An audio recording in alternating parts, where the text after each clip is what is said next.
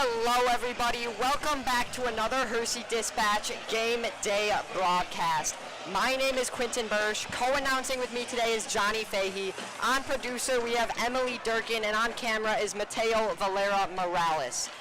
This is going to be an interesting game here. We are playing Maine South. Maine South beat Warren. Warren beat Hersey. This is going to be a tough game for your Hersey Huskies. Hersey Huskies coming off a start of a little bit of a rough season, losing their first two games. A game they should have beat against Barrington. Looking at their stats here, they had over 30 yards more per down on passing than Barrington. Sorry, not down, just 30 more yards in general, passing yards, than Barrington did in the whole game. So, I mean, it was a rough game for your Hersey Huskies against Barrington at the start there. Johnny, what do you think needs to change? What do you want to see this game? Well, we're playing against a powerhouse tonight, Maine South, a dominant school in football the past 20 years or so. This is going to be a very hard matchup. They got a lot of D1 guys on both sides of the line, offensive and defensive. This is going to be a really tough matchup. What are you expecting to see tonight? I mean, I know our kicking situation's been a little rough. I was talking to Coach Kuhn, our special coordinator. I mean, it really shows how hard kicking is. These last couple of years, we've just had some talented kickers. Coach Kuhn, what a great defensive coordinator. I just want to give him a little bit of a shout out. Johnny, lead us into this game. Here's the kickoff from, it looks like Chase Reese. It'll be returned by Michael Gushlo. Sorry, Gavin Smith with the return. They'll make it to about the 30. Johnny Gatto with a nice tackle there to start off the game. What do you think we see first play here, Q-Tip? You think it'll be a pass or a run here? You know, their running back is one of the strongest players on their team. Jacob Vittle, their #1 wide receiver, he's been a little rough these past few games. It seems like he might be on a little bit of an injury. I'm expecting a big run game here from Michael DeLumo. Michael DeLumo is their running back. They should be pretty good. So, Michael DeLumo, 5'8", 186 pounds. Let's see what the little, not the little, excuse me, I'm little. See what the big dude can do here. It's a deep ball. First play of the game. It'll be a pass. Number 8, Mason Patres. Mason Patres is going to run for a touchdown the first play of the game, and the Huskies are going to go down 6-0. First play of the game there, Mason Patres, senior wide receiver, 6'1", 183 pounds. He's just got speed on him there. He was able to beat, I think that was, do you know who that was? I'm not 100% sure. That is not what the Huskies wanted to see on the first drive of the game, especially the first play. Yeah, I think the Huskies need a little bit of more of a warm-up here. The beginning of our games are not normally our strong suit, although saying that the last few games, the beginning has been great, and the end was kind of where we fell off. The Huskies defense is really going to need to step it up this game if we have a shot at winning it. As Johnny said before, this is a powerhouse of a team. Number 33 kicking, it's going to be a J.J. Schleindart.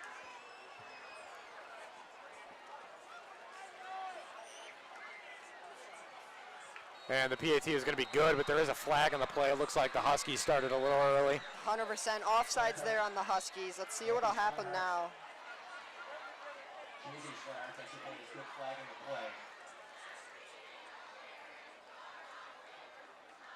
The flag is going to go against the Huskies. It will be applied to the kickoff here. And Maine South Hawks are now up 7-0 here in the first quarter, only 17 seconds into the game. 17 seconds in, and we're already down by 7 points. The outcome of this game might not be what you'd expect from your Huskies performance. We need a step up here. We really need them to lock in. Gave Barrington a pretty good game last week. Could have come out on top there. Made a few mistakes late in the game that cost us that one, but we might be able to give Maine South a game here. It looks like they are redoing the PAT here.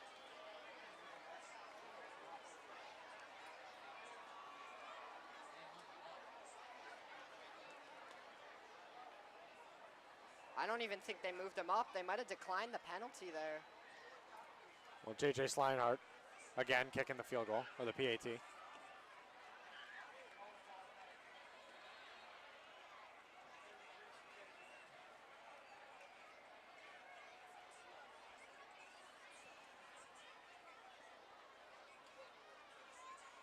Hold's going to be from Joey Naughton, a senior wide receiver. And this PAT is also good right up the middle of the uprights. And the Huskies are officially down 7-0 to start off this game. PAT just absolutely slammed there. Let's see what the offense could do, led by Colton Gamito tonight. Maybe hit Grant Collada a few times, Tyler Wentink. You know, he's got Luke Casey, he's got Brandon Jenkins. I mean, this offense is so diverse out here. He's got a bunch of different options. We might see that rookie Josh Riggs come in. I'm seeing number 30 here for your Huskies. That's going to be Nick Alquist. Nick Alquist coming in. Maine South has some deep corners over there, about 10 yards deep on the line of scrimmage. So it looks like they're going to be throwing a lot of flat routes this game, is what I've been told. They're going to try to look short until they adjust to their game plan. We're going to see Brandon Jenkins and Grant Collada in the backfield here. This is how it started off last game and the game before. And then they bring in Zell Walton in with Grant Collada, and they kind of have a more diverse backfield on these kickoffs. Our average has been like 47 yards. What do you think of that, Johnny? I don't think anybody other than those three guys are going to come into the game. They're just so good at returning the ball. They're fast. They're able to juke through a few guys and get a lot of yards out of something that they should be down at about the 20. They get about to the 40. As I was saying before, that's all thanks to Coach Kuhn, is the special teams coordinator. Yep. Average of 47 yards per kickoff return. Coach Kuhn allowed me to come on and fill the mic'd up with Thomas Mulder earlier this week. That'll be coming out sometime next week. Same with the podcast with him. And the kickoff. That ball is going to go into the end zone for a touchback. Speaking of returns out there, we had Grant Collada, who's got 6 kick returns for 154 yards. Excuse me, I don't know why I said 47 before. I meant 27. He averages 25.7 yards. His longest return was 48 yards. 0 touchdowns out there. Brandon Jenkins, 3 receptions for 73 yards, averaging 24.3 yards. His longest return was only 29 yards, though. And here comes the Huskies offense. They'll be started at the 20. Let's see if they can get some work in.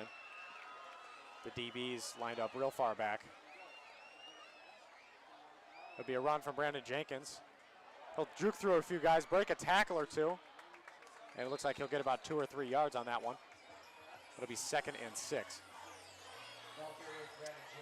I mean, the ability to stay up there from Brandon Jenkins, we saw it last game. Colton missed the handoff. Brandon Jenkins on the other side of him turns around, and Brandon Jenkins runs for a 70-yard touchdown. That was an unbelievable play. On a miscommunication, Brandon Jenkins is still able to just break tackles. He only got caught on one play where he was deep, and the guy barely got his foot. But he could have had a few more touchdowns that game if he just stayed up for one more, but he's unbelievable at breaking some tackles. For sure. Colton motions over Tyler Wentink. It'll be another run to Brandon Jenkins. Brandon Jenkins going to go deep. He's going to break free. He's going to the 50. He'll be out of bounds at about the 50-yard line, calling a first down. You know, we just talked about this with Brandon Jenkins. His ability is insane. 32 attempts for 284 yards just this season. They've only played 2 games. He lost 30 yards, though. His net total is 254 yards. He averages 7.9 yards per rush, only 2 touchdowns. His longest rush was 65 yards. We saw that last game. It seems like they'll give the ball to Brandon Jenkins deep in the field, try to get some yards out towards the end zone, and then when they get closer, they'll throw the ball in to someone like Grant Collada or Tyler Wentink. They've got Josh Riggs lined up out here. We saw him miss a couple very long plays for the Huskies last game. It will be a fake. Colton Gamino will hold on to the ball, and he's going to get about 4 or 5 yards on that one. It'll be 2nd and 6 now at the 46. You know, Josh Riggs, actually, he's a very impressive player. Yeah, a lot of deep targets last game as a sophomore. He's a sophomore. They give him those deep targets. He might have been a little nervous first home game last game. He's got 4 receptions for 52 yards. He averages 13 yards a reception. That's one of the longest out here, right behind Tyler Wentink. Yeah, and our offense is just so diverse, as you said earlier. Grant Collada back there as well. Motion over Logan Clark. Ball's going to be free to Tyler Wentink. Tyler Wentink's going to get tackled by 3 guys, but right before the first down. They'll be down at the 37. Wentink, some very impressive plays right there. Tyler Wentink, 12 receptions for 209 yards, averaging 17.4 yards. 3 touchdowns. His longest was 45 yards. 0 fumbles from him. Some impressive tackling there from junior linebacker Gavin Smith. Their defense is just unbelievable. They're great at getting some guys down. They're not known to miss tackles whatsoever. Yeah, Maine South starting with a big touchdown at the beginning of the game. Huskies are trying to bounce back from that. Let's see what they can do here. Looks like it'll be a deep ball. Ball's thrown up, and it will be hit. It'll be Grant Collada on the sideline at about the 15-yard line. A nice catch to stay in. Kept 1 foot on. Grant Collada, 10 receptions for 104 yards, averaging 10.4 yards. He's got a touchdown, his longest being 26 yards. And that was nice to stay in there, playing nice with the line there. I think they've got Grant in at slot receiver here. You know, he's able to get those 10-yard setups. He's able to get those little 10-yard pickups, not setups, and they've got him in a perfect position here. He's able to snag the ball. He's got great hands. He might not be the fastest, and that's why they have him here at slot. Huskies in the red zone now, lined up in shotgun. Ball snapped. It looks like Coleman's just going to hold on to it and run. Tackle by number 76. Colton Gamino has 13 rush attempts for 119 yards. He's got a loss of 16. His net's 103. He averages 7.9 yards per rush. He's got a touchdown, his longest rush being 50 yards. A 50-yard rush by a quarterback is impressive, I do not say so myself, especially on the Hersey Huskies. Don't let his strong arm fool you. That's not all he does. He likes to run. He can scramble a little bit, get some yards, get a first down or two every single game. You can't really game plan for that. He's very versatile. Gamino committed to UCLA, I believe. Yep, at UCLA. Got a few commits here. Logan Farrell committed to University of North Carolina to play next year. A motion from Tyler Wentink. Comes set, ball snapped. It'll be a pass to Grant Collada. He almost catches it with one arm, but he's just not able to catch it. That's what I was saying earlier there. You see Grant Collada with those little 10, 9, 7-yard pickups. He's just able to get open there. It looks like the throw was a little bit over him, maybe a little bit out, but he almost reeled that in with one hand. You see him gobble it. It'll be 3rd and 7 now on the 16. First quarter here, 8 minutes, 30 seconds left after that big touchdown. Huskies are down. Let's see if we can get a score and tie up this game.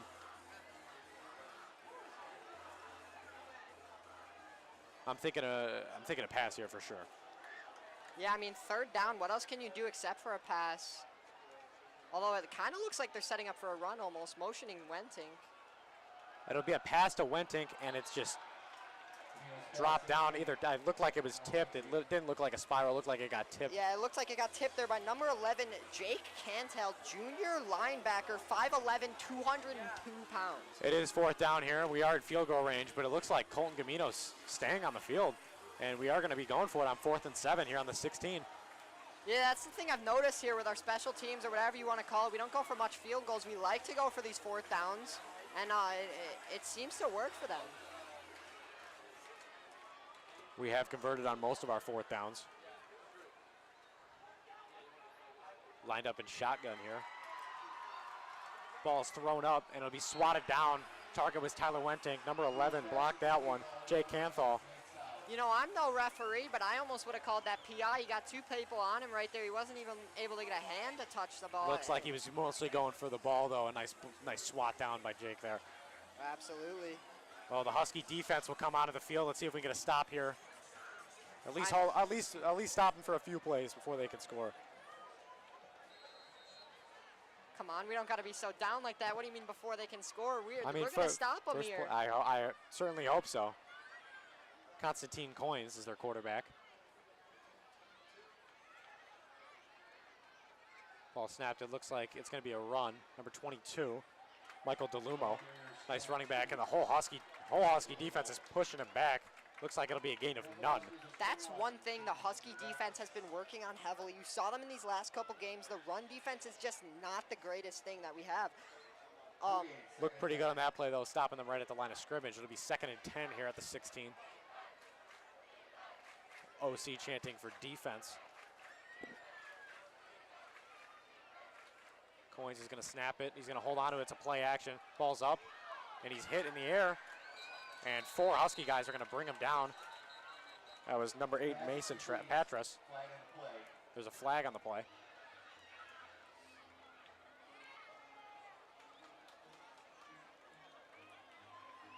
Refs are conversing now. Yeah, we see teams against Hersey here with their rushing 680 yards against Hersey in these last 2 games. Looks like the penalty is going to go against Maine South. It'll be 2nd down now. As I was saying, 680 yards purely on rushing. Hersey, the run defense has not been very great this season, but it looks like we've had 2 big stops here, and that's might of what they've been working on in between these games here. I know they're serious about their run defense. They know they need it up, and that's what we might be seeing this game. It'll be 2nd and 15 on the 11-yard line now for Maine South. Let's see if we can stop, get a punt, and be in some good field position. Motioning over. It'll be a jet sweep. Looks like he'll be brought down right at about the 18. That was number 22, Michael DeLumo again. See, we see there he should have been tackled about like 4 times, but we're just not able to there. I mean, there's some great defense from the Huskies. We've seen them. Their passing defense is amazing. It's just we need to get some bigger stops here on the run defense. Absolutely. They have not passed the ball since that big touchdown. It'll be 3rd and 8 on the 18. Let's see if we can get a stop, get a punt.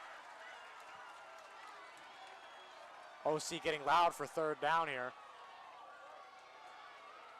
Logan Clark lined up at linebacker, ready to go. It'll be a motion for Michael DeLumo. It will be a pass. Looks like he was almost sacked, and he will be stopped right behind the line of scrimmage. It'll be 4th down and 9. What a tackle there from Johnny Gatta. Johnny Gatta with a huge hit. Want to get a stop there. Punt team is running onto the field. Looks like Tyler Wentink is going to return the punt for the Huskies. Tyler Wentink on returns. He's got, I guess it's just kick returns. I've got the stats for their returns. He's got 1 kick return for 8 yards. His punt returns have been phenomenal, though. Oh, just amazing.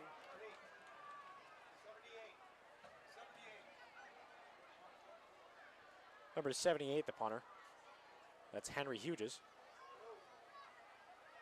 A little bit of a botched snap there, but the ball's punted up anyways. Everyone's moving out of the way, calling Peter. The ball's going to roll and roll and roll all the way down at about the 36, 35. Unfortunate for the Huskies. Very unfortunate bounce there. Not what you want to see, but still good field position. Let's see if we can get a touchdown on this drive.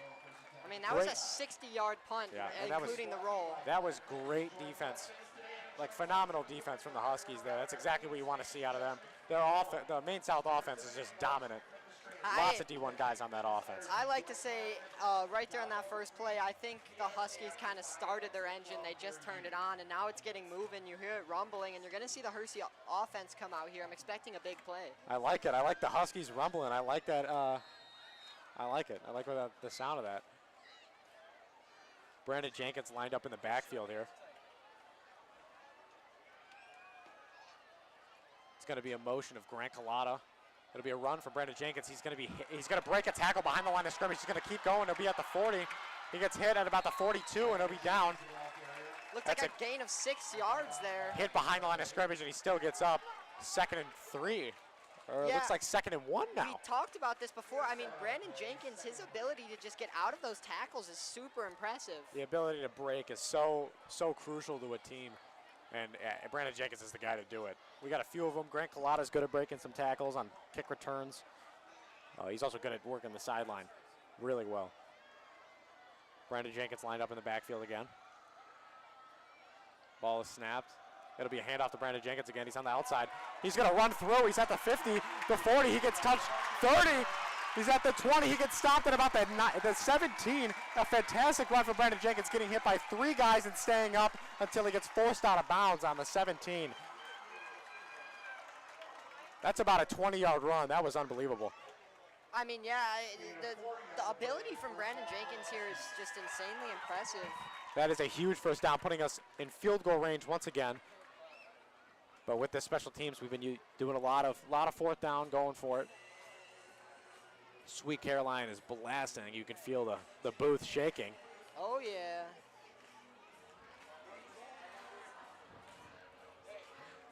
People in the booth are loving it. Brandon Jenkins lined up in the backfield. Tyler Wentink with a motion. It's going to be a play action. Ball's thrown up back to Tyler Wentink. Tyler Wentink's going to run. He's at the 10. He's going to give. There's a flag on the play, but he's going to get in for a touchdown. There is a flag on the play. Tyler Wentink did get in there with a nice celebration, though. Depending on what that flag might be, that might be his 4th touchdown of the season, and it's only been 3 games. Tyler Wentink, I think, cementing himself as the #1 wide receiver for your Huskies here. Absolutely. We got a lot of good guys. Tyler Wentink is one of the best, though. One of the best in the MSL. It will be a flag against the Huskies, so the touchdown will be called back. I just want to say something for Brandon Jenkins here. Against the first game against Warrington, he had 92 rushing yards. Against Barrington, Brandon Jenkins comes in at 192 rushing yards. Seems like he's rushing for about 180 yards per game that's averaging, and it seems like he's already almost at about 100, yeah? Yeah, he's had a few very nice runs so far. He had a 20 and about a 30 earlier in the game, so probably approaching 100 pretty soon in this quarter. It will be 1st and 10 again on the 18 after the flag.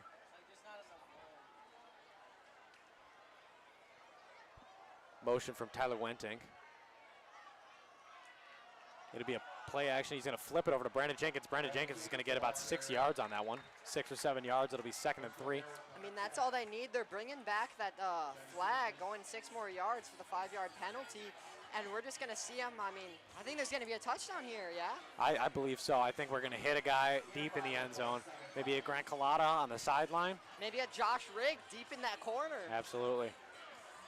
Maybe even just a Brandon Jenkins right up the middle. I mean, just so many options here for your Huskies. It'll be 2nd and 5 on the 13. Logan Clark also might come out as a tight end at some point. Logan Clark did tell me he's going to have a touchdown this game. That's what he told me. It'll be a play action thrown to Tyler Wenting. He's going to juke a guy, and he's going to get about to the 9. Yeah, I think Tyler Wenting wants that touchdown back. He's mad at his team for getting that flag, and I think Colton wants to give him that touchdown. I think it'll be 3rd and 1 now on the 9. They might just go for a safe little run here. All they need is 1 more yard, and then they're going to be for the end zone. With Brandon Jenkins' skill, he'll be able to get at least 1. 100%. Brandon Jenkins is lined up in the backfield here. Seems like they are trying to stop a run defense here, though. Colton's from moving the Maine Josh South Riggs way Hawks. left. Colton with a snap. Colton's got to hold on to the ball. An option. He's going to get hit pretty hard by 3 guys, but that will be a 1st down for your Huskies. Yeah, I see no problem with that play whatsoever. They needed 1 yard, and they're able to get it. Whether or not it is the quarterback taking a rough hit, I see no problem with that. I think they were expecting a run from Brandon Jenkins. Colton just held on to it, went for a deep run. It will be 4th and 1. It will be first down and 4 on the goal. 1st and goal on the 4. My apologies. Brandon Jenkins lined up behind Colton Gamino again. We saw that a lot last game. I'm expecting that to not change whatsoever. Looks like we're sticking with short passes and little runs. There'll be a motion now from Riggs. It will be handed off to Brandon Jenkins, but he will be stopped. Looks like either a gain of 1 or none. Colton Gamino, number 1, your Hersey Huskies quarterback. He's got 36 completions this season after 64 attempts. 451 yards, averaging 7 yards a pass. His average catch yards, though, like with the run, is 12.5 yards. He's got 4 touchdowns, 6 interceptions, though. Last season he only had 4. He's already got that 1.5 times more. Yeah, Colton's a fantastic leader of the Husky offense, as it is now 2nd and 4, or 2nd and goal on the 4. It will be a play-action pass. The ball is thrown up, and it was a 50-50 ball, and it was incomplete, almost picked off, almost caught. Could have gone either way, but it will be an incomplete pass. It'll be 3rd and goal on the 4. Yeah, Wenting tried to jump over number 10, Johnny Capisis, senior strong safety. He's 6 foot, 180 pounds. You know, if Colton threw it a little higher, Tyler might have had that. The problem was that was right on their safety there. Absolutely. They had 2. It was double coverage. Everyone was covered pretty well by the Maine South defense there. As we're running out of time here in the first quarter, 2 minutes left. Lined up on the left hash. Brandon Jenkins in the backfield. Gonna motion over Tyler Wenting. It'll be a run from Brandon Jenkins. Brandon Jenkins is gonna make his way in. It'll be a touchdown for your Huskies. Jenkins in there for his 3rd running touchdown of the season. And that's what you want to see out of the Husky offense and the defense. That was a great last 2 drives. That's exactly what you need to be able to stay in a game like this against a powerhouse. Yeah, you know, Jenkins averages about 100 yards a game, and now a touchdown a game. 100 yards and a touchdown per game is not bad whatsoever from a running back, especially in high school. Absolutely. Coming out for the PAT is Sebastian Dubicki, our 3rd kicker in 3 games.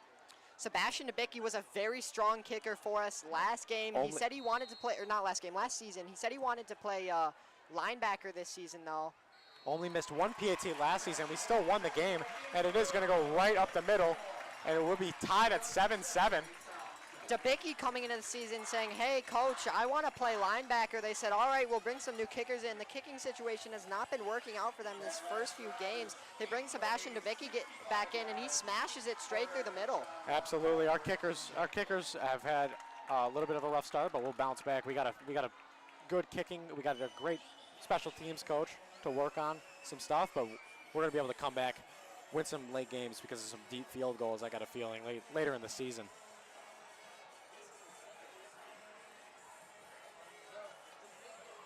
Game will be tied 7-7 with 2 minutes left in the first quarter.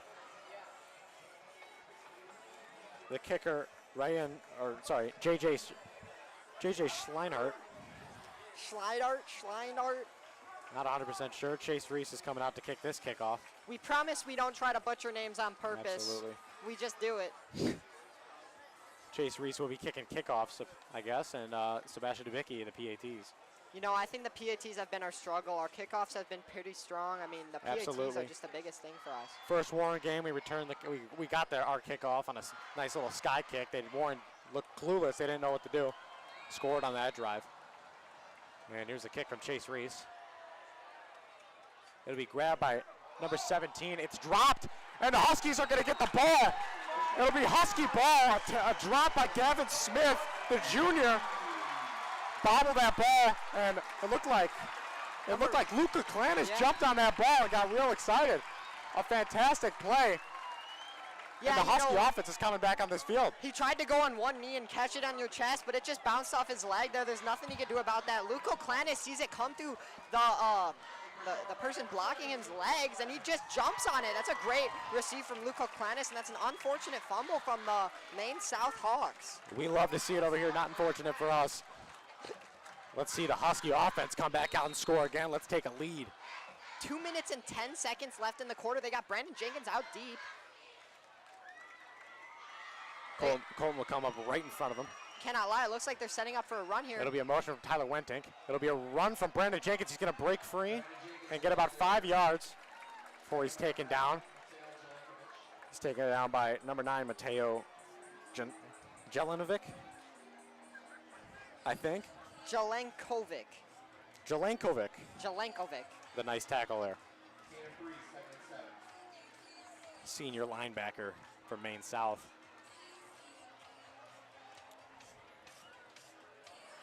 You know, the Maine South Hawks are the favorite to win this game. It would be an upset if the Huskies win, and I'm not looking for an upsetting mood, but I think I want an upset. Absolutely. Motion from Josh Riggs. It'll be a play action. Brandon Jenkins looked like he was running that, and Josh Riggs is going to get the ball in the motion, and he's going to be knocked out of bounds at about the 19 or 18. Josh on Riggs. A nice play. It'll be a first down for the Huskies. Josh Riggs was wide open there. He's got 4 attempts for 52 yards, averaging 13 yards per reception. That'll be a gain of 15 for the Huskies on a nice play. Colton Gamino under pressure with a dot of a pass. We saw Josh Riggs drop some 40-yard passes last game. I believe it was 2 of them. You know, he's a young player. They get him out there, though. He's open most of the time, as you see him wide open there. The Barrington defense last week was just guarding him like a hound. Oh, yeah. All over him on those deep balls. Not much you can do. No, not a lot of 50-50 balls. It'll be a run from Brandon Jenkins right up the middle. It'll be stopped at about the line of scrimmage, it looks like.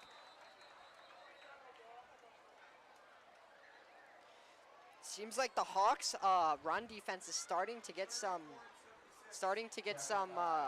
motion here. They're starting to tackle Brandon Jenkins. Jenkins can't really do anything about this. They might keep running it with him, you know. Yeah, it will be 2nd and 8 now at the 51 seconds left in the quarter. I'm not for sure how many of them are going D1, but people on the D line of the Hawks are 100% Absolutely. going D1. I think there's about 3 or 4 It's of them. hard for our O-line to get to make some space for Jenkins out there. And it's very impressive because the entire offensive line for Maine South is committed or has offers from a D1 college.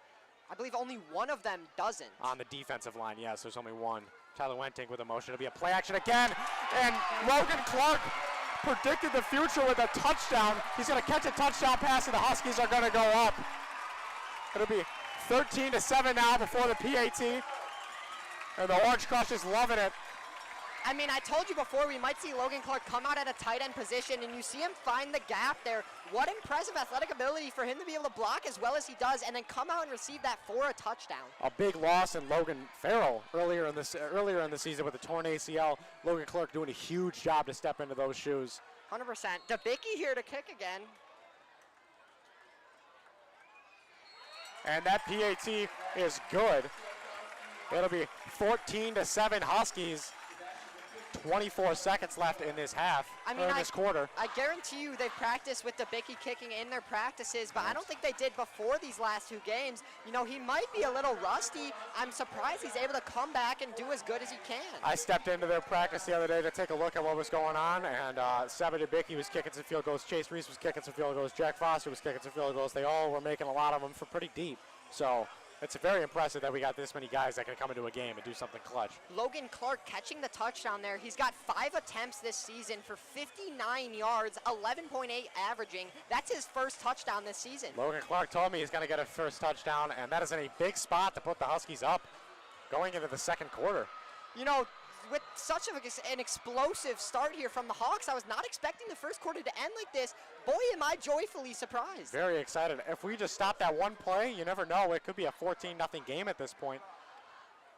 As Chase Reese is going to kick the field goal, or kick the kickoff again. We see Sebastian Debicki coming out on the field now to go for the receiving core of the Hawks here. Let's see if he can hit a guy. Chase Reese with another kick. Let's see if we can receive this ball again. Hawks will catch this one.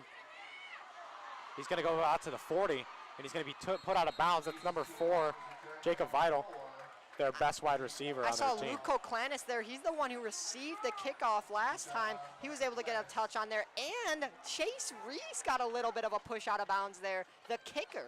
The special teams is coached so well, so beautifully. We need every guy to be able to try to get in and get a tackle. Chase Reese, not the biggest kid on the field, but he'll give you 110% every single time. 100%. Kid might be the most hardworking person I've ever seen in this school. I mean, he does everything he can to be the best possible student. Absolutely. I mean, they say student athlete. There's a reason student comes first. Let's see if the Husky defense can get a huge stop here. Maybe even go up 21-7. We would love to see that. The ball is snapped to Goins. He's going to hold on to the ball. He's going to be at the 50. He's going to get hit pretty big. He's going to stay up, though. It looked like Johnny Gatto with the tackle there. Brandon Jenkins on that first big hit there, not able to hold on. Johnny Gatto with a nice tackle there to bring him down.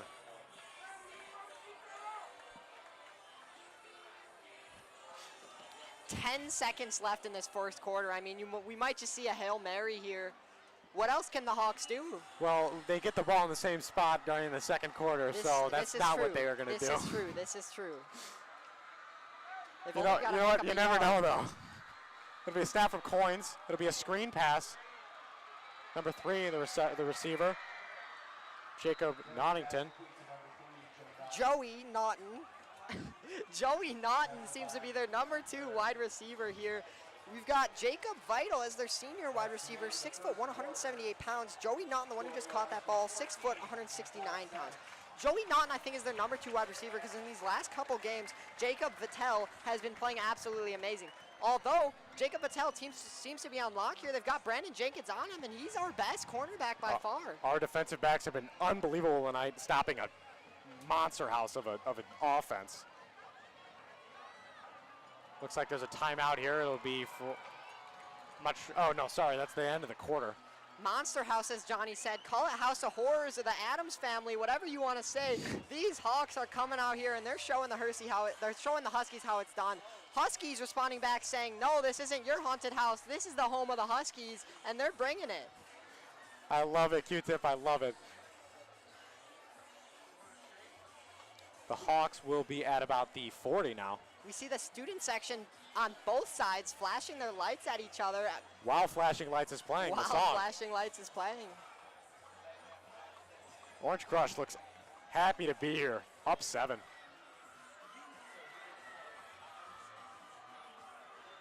The Hawks will be at the 32. It'll be first and 10 at the 32. Goins is out there.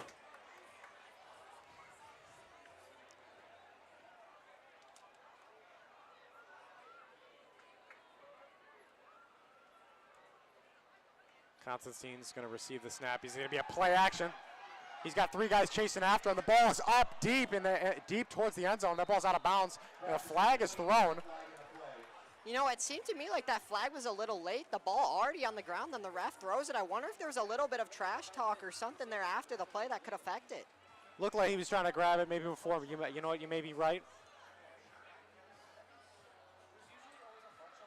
It looks like the Hawks are moving, against the Hawks. moving back here.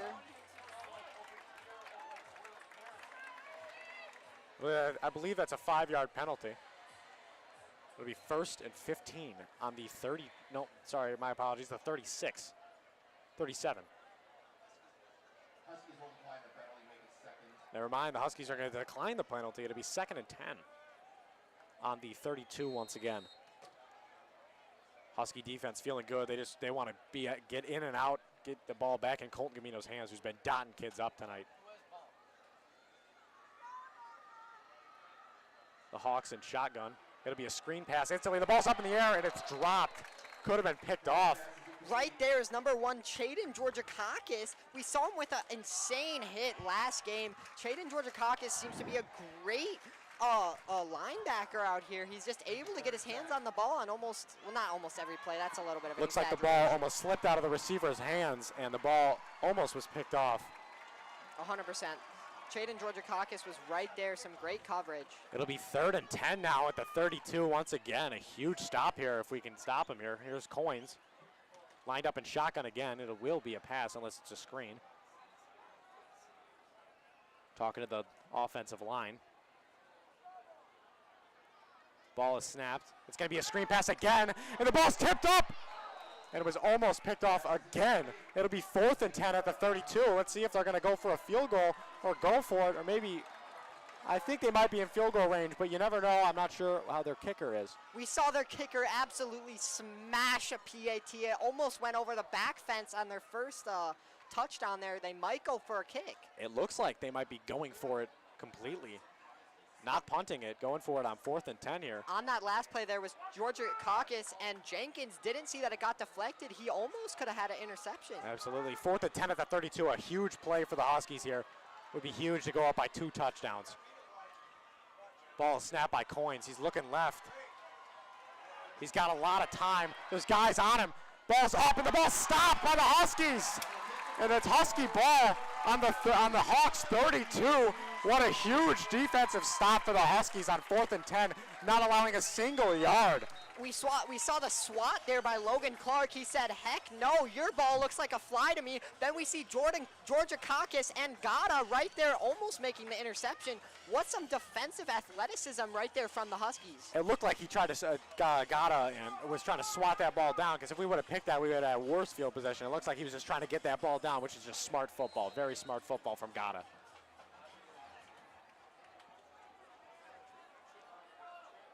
Husky offense rolling out of the field.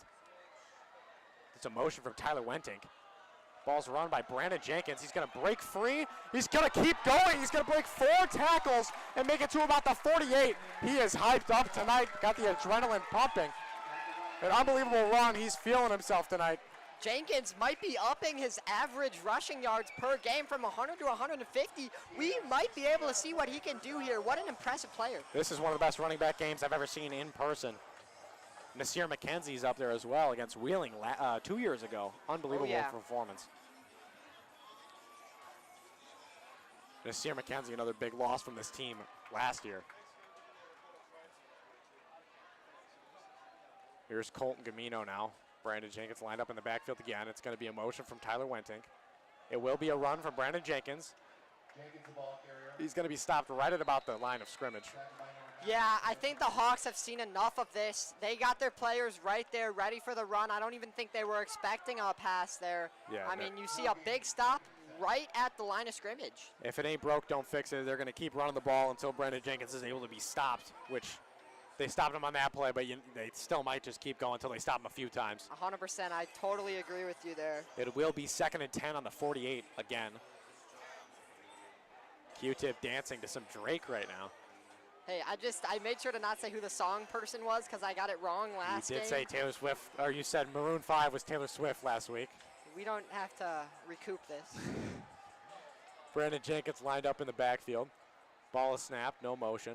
It's a play action. The ball's going to go up to Tyler Wentink. He's going to juke a tackle, and he's going to make it to about 2 yards away from a first down. It'll be 3rd and 2 on a nice play there. Yeah, Wentink, our number 1 wide receiver, I mean, he was just open there. They had him on the outside, and there was just a quick gain of 8. He's had some big touchdowns. He had a big touchdown to tie the game up at halftime last game against Barrington. And then we received the ball at half. That's absolutely could have been a winnable game, and that was a huge play to give us that shot. Oh, yeah.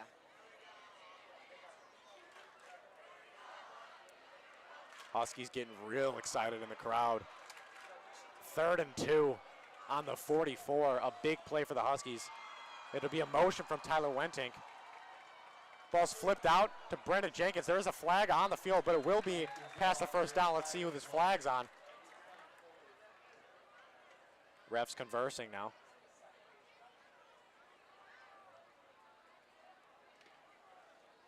Let's see which team this is against. Looks like the Maine South is not happy with this call. It will be against the Huskies, though. It'll be a legal motion. It will now be 3rd and 7 on the 49. You know, we got a few yards there. Let's see if we can get 7 on this one. You know, we were talking about Wentink's receiving yards. Wentink also has a throwing touchdown to Colton Gamino, and Gamino has a receiving touchdown as a quarterback. Yeah, he's a little flea flicker last game against Barrington. Ball's thrown up. He's breaking a tackle, and he's going to get hit way deep. There is a flag on the play, though. 100%. I totally agree with that flag. I saw it right away. If that's not face masking, I am going to be heavily... Absolutely, grabbing on the mask. Heavily disappointed here. Q-tip would be livid. I mean, it looks like he tried to get away, and the hand right to his face mask. He was already going down, and they grabbed him right in the helmet, which is just not legal. Tom having a nice talk with Colton here. Refs are conversing. No penalty was called yet. Ref going over to talk to Tom Nelson, head coach. Never mind, he's going to pick up his flag, but it looks like it is against Maine South. It is a face mask against Maine South. 100%. Saw that from a mile away. I mean, you really can't be doing that at this high school level. There's so many players that are injury prone. Their bodies haven't fully adjusted yet. There could be a big injury, especially when they want to be going into college. Colton committed to UCLA, as we said. If he got a big injury here, that would just not be ideal whatsoever. And that's a 5-yard penalty, almost the exact same. It is the exact same field position as that first time with the illegal motion. Let's see if we can get another conversion here. Huge conversion in this game. 8 minutes left in this half. It's going to be Josh Riggs lining up. It's going to be a redo of 3rd down. Ball's handed off to Brandon Jenkins. He's going to break free. He's at the 40, breaking 2 tackles. He's going to make it to the 33, and that will be a Husky first down. I don't know if you saw it there, but it kind of looked like he almost jogged to the outside, and then he cut inside and started put on the jets. Absolutely juked a guy and then trucked someone. I mean, just the speed there from Jenkins. I thought he was sprinting, and then he just turns on the jets, and he's able to go. Still don't think that's the biggest truck of the season, though. For last game, Logan Clark, one of the first plays of the game, absolutely rammed someone. The mouth guard went flying. Mouth guard. About 10, 15 yards. A huge drive for your Huskies here to go up 2 touchdowns. Colton Gamino, it's going to be a play action. He's got a lot of room on the right side. Ball's up, and it's going to be just short. Looked like he had some room on the right. The target was... looks like Grant Collada, number 9, deep in the end zone, just short of him, though. Yeah, I don't really think there was a player on the Huskies open there. Yeah, there was Colton might have been able to scramble there. I think that might have been the better decision. I mean, I can't be talking. You couldn't see me out there. I could never do that. But I did think he had some space open. Yeah, and the DBs and the safety, the DBs for Maine South are just unbelievable. So it's hard to get open on those guys. We haven't had a lot of trouble so far, though. Well, we've been running it mostly. Brandon Jenkins out here with an amazing game. And some short passes from Tyler Wentink and Josh Riggs. Grant Collada, a little deep pass earlier in the game. So many guys being used tonight. Brandon Jenkins most of all, though. Grant Collada will be lined up as the X on the outside. It'll be a motion from Josh Riggs. He's going to come set. Colton Gamino with the snap. It'll be a handoff to Brandon Jenkins. Brandon Jenkins on the 35. He's going to flip over He's going to get just past the 30. He'll be at the 28, I believe. A rough hit to take there. Brandon Jenkins able to get right back up. Straight for the legs. He flipped over and he's back up, ready to go. Looks like it's only going to be a gain of about 3, and they will be on exactly on the 30. 3rd and 7 on the 33 here. This is a huge drive here. Shaden coming onto the field now. Brandon Jenkins coming off. Let's see if we can see anything happen here from Georgia Caucus. Need to give Brandon Jenkins a break after that pretty big hit there, I think. Georgia Caucus has 3 attempts for 5 yards, and not the greatest average. He's actually lost 7 yards on one of those attempts, so he nets at 0.7 yards. Be a motion from Josh Riggs here. Ball is snapped. It'll be a play action. Ball is up though, and it's hit. Grant Colada's hit in the air going for the ball, and it is dropped. It'll be an incomplete pass. Both players taking a little bit to get up there. Looks like both of the players are going to be all right though. Everyone's going to be all right. It will be 4th and 7 on the 30.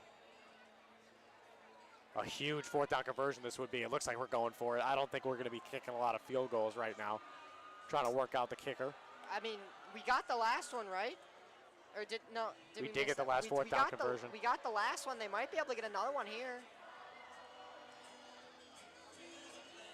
Country Roads blasting now. People in the booth are singing it, getting ready for this next 4th down play. A huge play in the game. Looks like Brandon Jenkins will be back out on the field after just one break of a play. Ball is snapped to Colton Gamino. Ball is up, and it's just out of reach for Tyler Wenting, the target. Yeah, an incomplete pass. Gamino was on tons of pressure there. It seemed like he had almost 2 linemen on him. He had to throw it out. There was nobody open. He misses the pass. It's a little low. What can you do there? You know, it's hard to block those guys for super long. Got a few guys chasing after Colton there. A lot of pressure, but he was able to try to make a play. Most you can do there. It'll be 1st and 10 on the 30 for the Hawks as the their time is running out in the first half of this game. 7 minutes left in the game, or in the half. Husky defense ready to go. I mean, good. Ever since that big play at the beginning of the game, we haven't ever really seen much from the receiving core of the Hawks. We might see something here. A lot of running. Michael DeLumo is a great running back, but he has been stopped pretty nicely by the Huskies so far. Yeah, our run defense able to get a little bit stronger here than the last few games. They're going to run it again. The ball is going to be handed off by DeLumo. It looks like he was trying to someone was trying to swat that out. Didn't even try to tackle him there. Just trying to punch that ball out. Tackler was Logan Clark. What did you say his nickname was? The Low Show? Low Show or Agent Zero. He said only refer to him as those 2 things. He won't go by anything else in business class. Agent Zero with the tackle there. We saw him with a touchdown earlier, his first of the season. What an impressive player. Josh Riggs coming off the field now. DBs on the right are Grant Colada and Brandon Jenkins. They got 3 lined up on the left. It's going to be a play action. He's going to be stopped at the 30. A huge play, a nice sack there. That's number 4, Connor Moga. Connor Moga getting real height there on a fantastic sack. A senior leader on this line. What a huge hit. Bernard Arbor on the play as well with a nice little assist on that tackle. It will be 3rd and 7, 3rd and 8, my apologies, on the 32.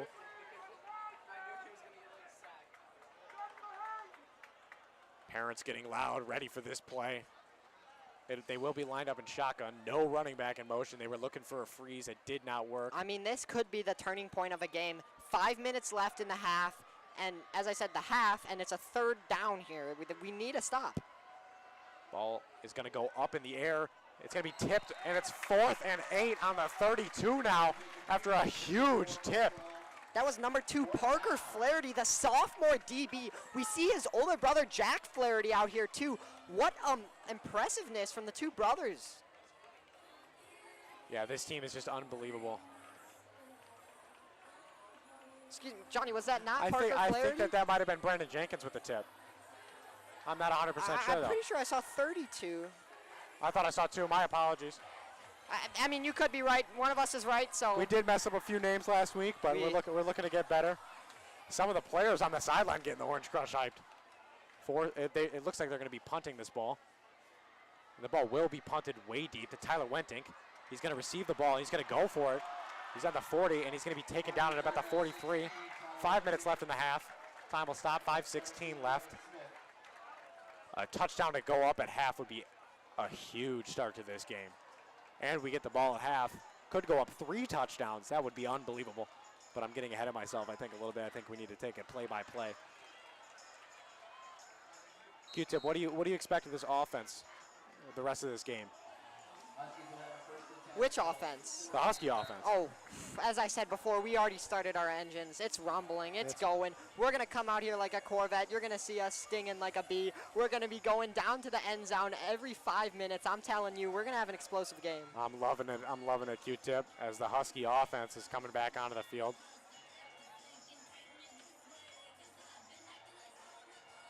Brandon Jenkins back out on the field. He's been hit hard a few times in this game, but he does not care. He's a team player. He's ready to go. Ball is going to be handed off to Brandon Jenkins and flip back to Colton Gamino again. The ball is up. And the ball is caught by Logan Clark. It's his second touchdown of the game on an unbelievable play. Flipping it twice and back to Colton Gamino. The DBs thought the play was a run. They thought the play was over. An unbelievable catch by Logan Clark over the defensive back's head. And a nice bucket catch. I'm not going to lie. I thought the play was over. I'm looking at who is he throwing it to the, and then you see Agent Zero come out of nowhere, tight end, able to run all the way down the field. What impressiveness. The fake made the DBs think the play was over. They thought it was a run, and the guy was down. And it was 3 flips all the way back to Colton with a dime of a pass to Logan Clark on a basket catch. Unbelievable play. Here's Seba Debicki now for the PAT.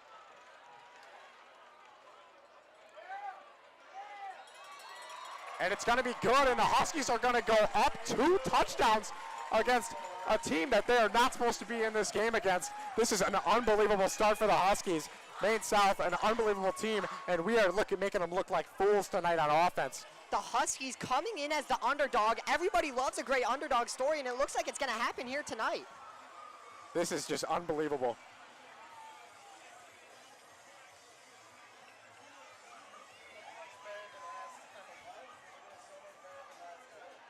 Chase Reese is going to come out for this kickoff.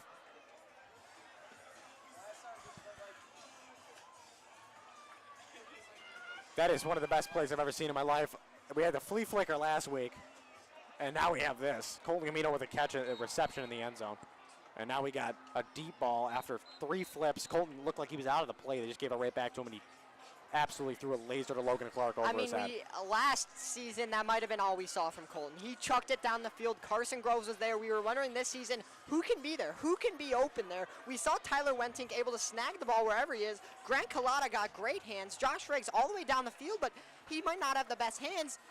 Agent Zero comes out of nowhere, and that might be the man this season. You know, Carson Grove is an absolutely superstar athlete, but if you have 4 guys you can throw it to and they can catch it, and they're not superstars like a Carson Grove type, it doesn't matter. We got 4 guys to be able to throw it to. You got to have 4 great defensive backs to be able to stop all of them. I mean, what would you rather have, 4 different options or 1 option? It looks like someone else is kicking this ball. That'll be number 97. We don't have him on our roster. His name is Olaf. I do not know his last name. And the ball is going to be run all the way up to the 50. It looks like they're going to score a touchdown on this kickoff return onto the 20, the 10, and they are going to get in. It'll be a kickoff return by 22. The running back. Michael DeLumo, who has not been able to produce offensively this game so far, but you know, he's able to produce there. Able to produce on that kickoff. Not what you want to see out of the Husky defense. 2 big plays, that's it. That's all they've had this game. They had the big pass at the start of the game, and then there. Huskies only up 1 possession now. We just need to stop those big plays, and we'll be fine.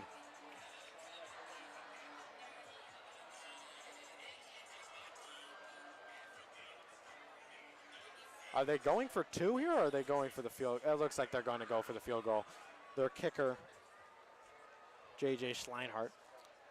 How do you... Schleinhart. Not 100% how to pronounce that. I think I'm doing it right. You know, we're no meat lovers, but butchering is not our specialty.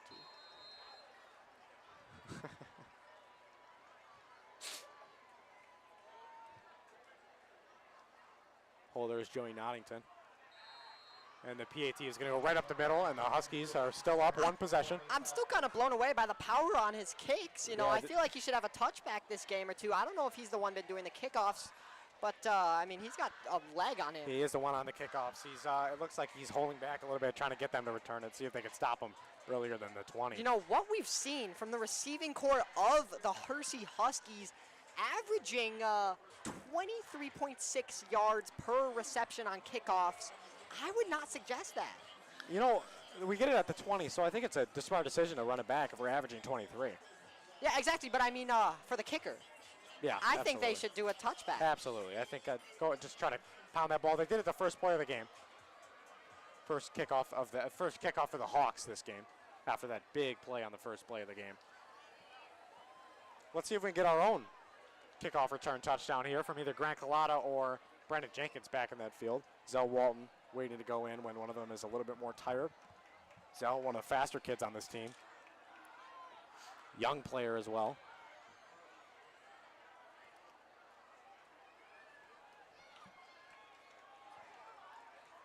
JJ ready to kick off this. I think I'm just going to call him JJ the rest of the game. I don't want to butcher a name and keep doing it. That might be the play. 4 minutes, 49 seconds left in this half. Huskies up a touchdown. Both teams have all 3 timeouts. And that's going to be a deep kick to Brandon Jenkins. He's going to fumble it, and they're going to pick it up anyways. He's going to keep going. On to the 15, the 20. He's going to be stopped right at the 21 on a big hit to Brandon Jenkins. Big hit there from Alex Senich, senior linebacker, 6 foot, 214 pounds. Yeah, you don't want to get hit by a guy like that. Huge player.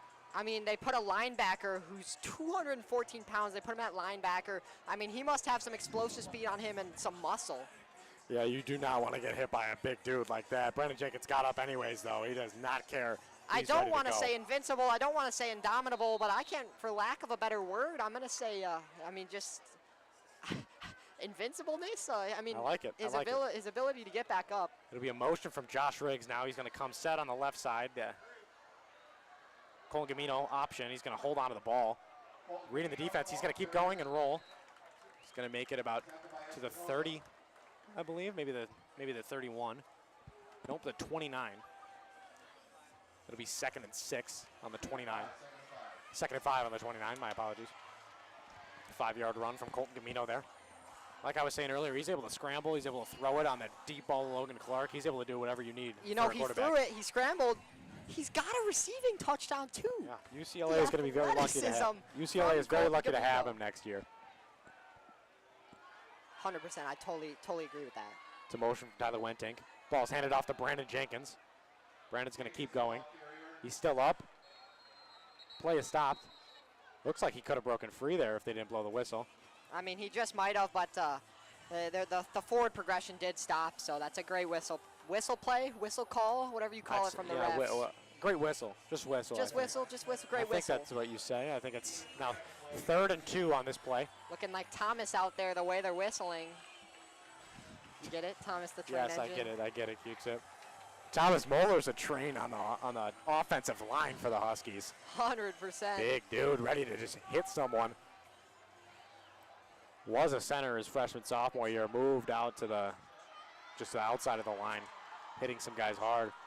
Colton Gamino with the snap. Ball's going to be handed off to Brandon Jenkins, and they're going to stop him behind the line of scrimmage. Yeah, you talked about this earlier. That's like 3 stops in a row for the Hawks. They might need to start the Huskies might need to start passing it now. It is 4th down, so this is not when you want to see them start passing it. What can they do there? Bringing in Luke Casey. Luke Casey has 1 reception for 9 yards. Now that guy is fast. I've seen him at practice. I've seen him all over the place. He's one of the fastest guys. He plays basketball as well. Great on the court. Luke Casey, insane speed, but I don't want to say this in an almost rude way, but he's not like the most motivated. We see him get out there, but he's not the most loud player. He won't be taunting. He won't be doing everything. He kind of just stays calm, and we'll see him. A little bit of a Walter Payton type. That will be a punt. It'll bounce at about the 42. Colton Gamino punting out there. You know, Luke Casey, more of a Walter Payton kind of guy. He scores a touchdown, he just hands it to the ref and walks away. Oh, he yeah, doesn't 100%. Not getting hype. He just likes to win the ball game. That's how he talks. Totally talks agree smack. with that. Luke Casey was one of 3 starting sophomores last year. It was Brandon Jenkins, Luke Casey, and Gunnar Deaton. Gunnar Deaton, unfortunately, we saw go to another school, and now he has an injury. So unfortunate for Gunnar Deaton. Moving all the way to Arkansas. Unfortunate. I'm good friends with his brother. I visited them. I'm going to visit them out there this upcoming summer. But Gunnar is an unbelievable football player. A big loss for this team. He was a great defensive back for our team last year. Defensive back's getting it done tonight anyways, though. It'll be a screen pass. Oh, and the ball's almost picked off. That was number 31. Never mind, not 31. We have no 31. 21, my apologies. That was Shaden again. Yeah, we saw him got like 3 deflections already this game. I think Shaden wants one. He's going to get one. Almost a pick 6. If he would have just been a little bit faster, he would have had that and just kept going towards the end zone. Would have been huge. It's now 2nd down and 9. They got a gain of 1 on that one. 2nd and 9 on the 42.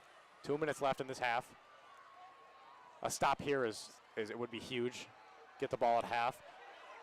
Goins is going to scramble, and he's going to slide down. Boy, that might have been one of the fastest quarterbacks I've ever seen this season. Looks like 2 Huskies players collided there. Players down. Speaking of that quarterback, There is going to be a timeout. Constantine Goins. Goins, extreme speed, insane speed. I was talking to some of the players on the Husky team. They said a play to look out is going to be Constantine Goins. Goins, his speed is just unbelievable, as I've said. We might see a rushing touchdown from Goins this season, or this game, excuse me. Yeah, a big scrambler. Looks like on that play 2 Huskies players collided. We're hoping everyone's all right.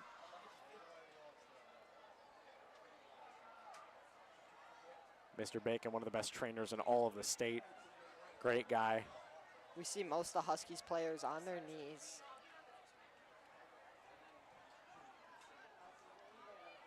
Two minutes left in the half. Hawks looking to go downfield and tie up this game before halftime. Huskies starting off hot. Let's see if we can finish it off that way.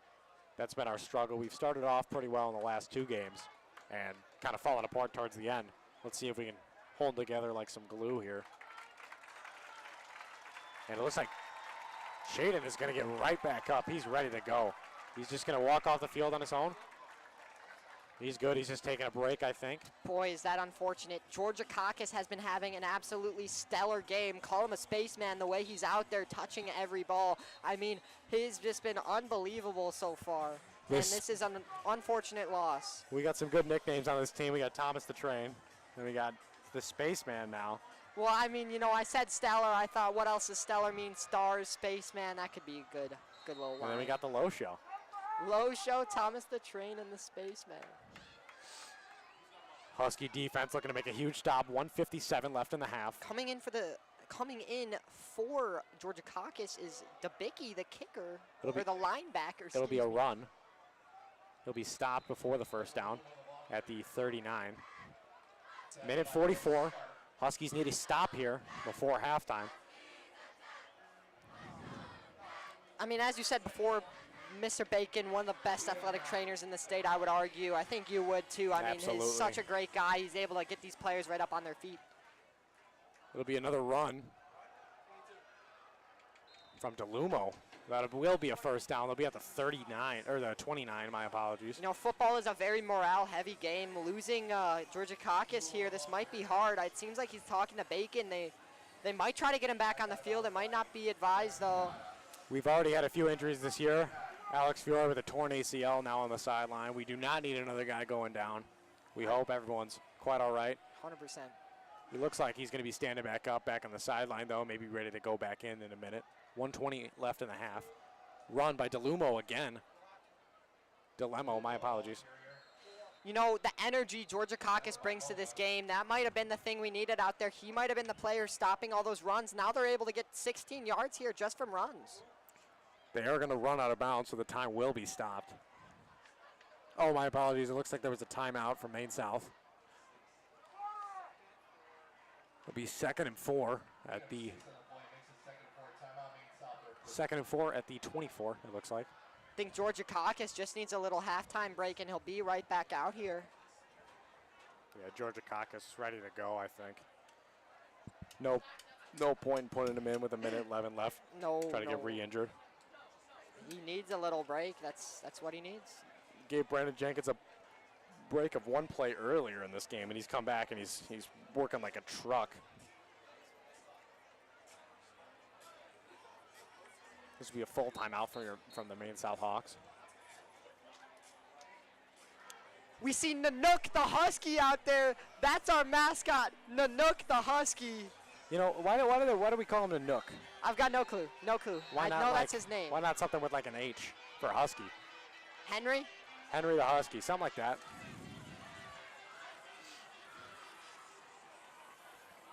Minute 11 left. Timeout was already called by Maine South. 2 timeouts remaining for them. Huskies have all 3.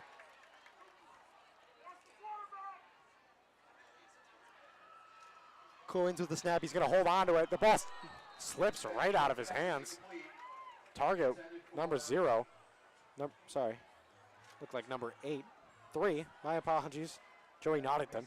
Oh, no, that might have been number 8. Joey Noddington's on the other side of the field. Yeah, number 8, Mason Patras. Wow. Mason Pat. All over the that was place a struggle tonight. for us right there. All over the place. That's his first target of the game, I believe. Looked like number 0 for a minute there. And I thought it was 3, dude. 3rd and 4 on the 24. It'll be a run from DeLumo again, and he's going to be flipped on his feet, and he'll be short of a first down. It'll be 4th and 2, I believe. 58 seconds left in the half. Yeah, they're going to go for this. Who doesn't go for this here? They need this. They need another touchdown. They might even go for a field goal here. It's only it will be 4th and 2 here on the 22. It's only a 1-possession play. Game. A 1-possession ball game here. They are going to go for it. Maybe just a little run. 38 seconds left in this half. No point in giving the Huskies the ball here. And it looks like he's going to be stopped right in front of the line of scrimmage. The Maine South Hawks will not score. Getting real hyped. Number 77, Thomas Mulder, getting real hyped. Mulder also has a brother on this team, Tillman Mulder. I mean, the Husky brothers are just insane out here. What a sack, though. Looks like someone's down on the field. We're going to move the camera away. 27 seconds left. A huge hit from Thomas Mulder. Big guy, able to hit someone real hard. We hope everyone's all right on the field, though. We see the OC chanting Thomas Mulder. Thomas Mulder, a fantastic leader for the Husky offensive line. Thomas the Train out there. That's what we said earlier, I thought. Oh, yeah.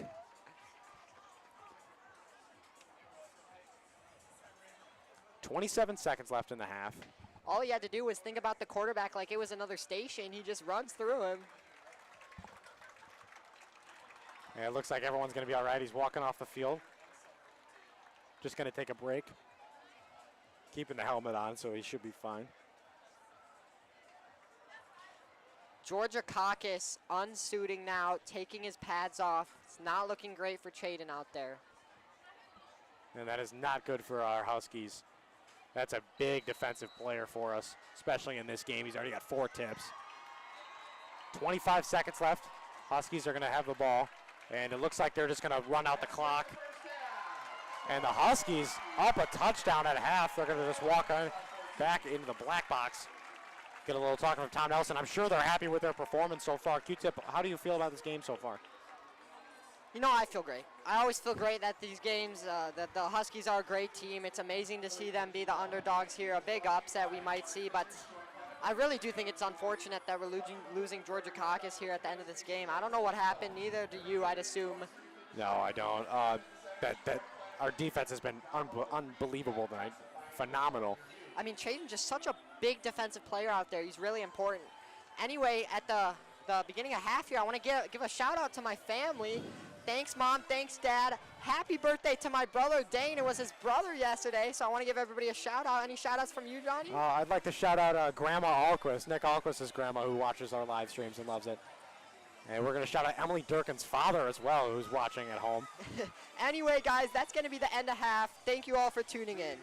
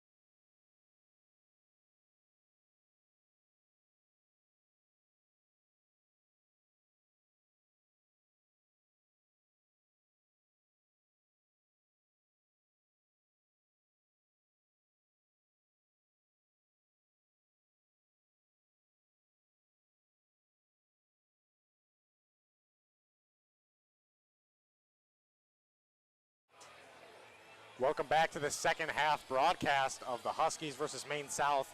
If you've missed it, Huskies are up 21-14 against a powerhouse Maine South Hawks. We've been dominating. Maine South only has 2 big plays. That's their only 2 touchdowns. Q-Tip, how do you feel about our defense so far? I mean, our defense has been absolutely explosive. We saw Thomas the Train Engine come out with a big hit. They don't call him the Train Engine for no reason. Georgia Caucus, though, unfortunate, he got an injury in the first half. We see him taking off his pads. He's got no more pads on. I mean, he had 4 tips. He had 4 blocked passes. I mean, he's such an explosive player. It's so unfortunate to see him out of the game. Almost had a pick on the play before he got hurt. Yeah, I mean, I'm kind of speechless here. Yeah, I missed out on a shout out. Jeff Grabowski wanted a shout out. He's begging me right now. That's my friend Wyatt's dad. He's a little sad that I didn't shout him out, so here we go. 1 minute 18 till we get back in this game. Wyatt Grabowski was a great player last year. Tore his ACL. And then, calls it quits this year. Is all done. He doesn't want to get injured for his baseball career. Football career is over for Wyatt Grabowski. Q-Tip, how do you feel about a final score here? You think Huskies come out on top? I mean, we get the ball here. Ideally, we want another touchdown, then it's a 2-possession game. Hawks, we want to stop them. If we could get a 3-possession lead, that's the game, I believe. I think the Huskies might take it. It might be an underdog upset here. Huskies 0-2 versus the Hawks are 1-1. Hawks beat Warren. Warren beat Huskies. I mean, it'd kind of be like a weird triangle. Yeah, and Maine South beat Warren pretty swiftly by 20 points. Warren beat us pretty swiftly by almost 40. And the Huskies love an upset. First NIU against Notre Dame, and now we got the Huskies against Maine South. This would be another huge upset here. Yeah, I mean, 2 very strong Illinois Husky teams. Arguably, the Hersey Huskies are better. I mean, it's, I said arguably, but it's really not. Just a little bit it's biased. Really not.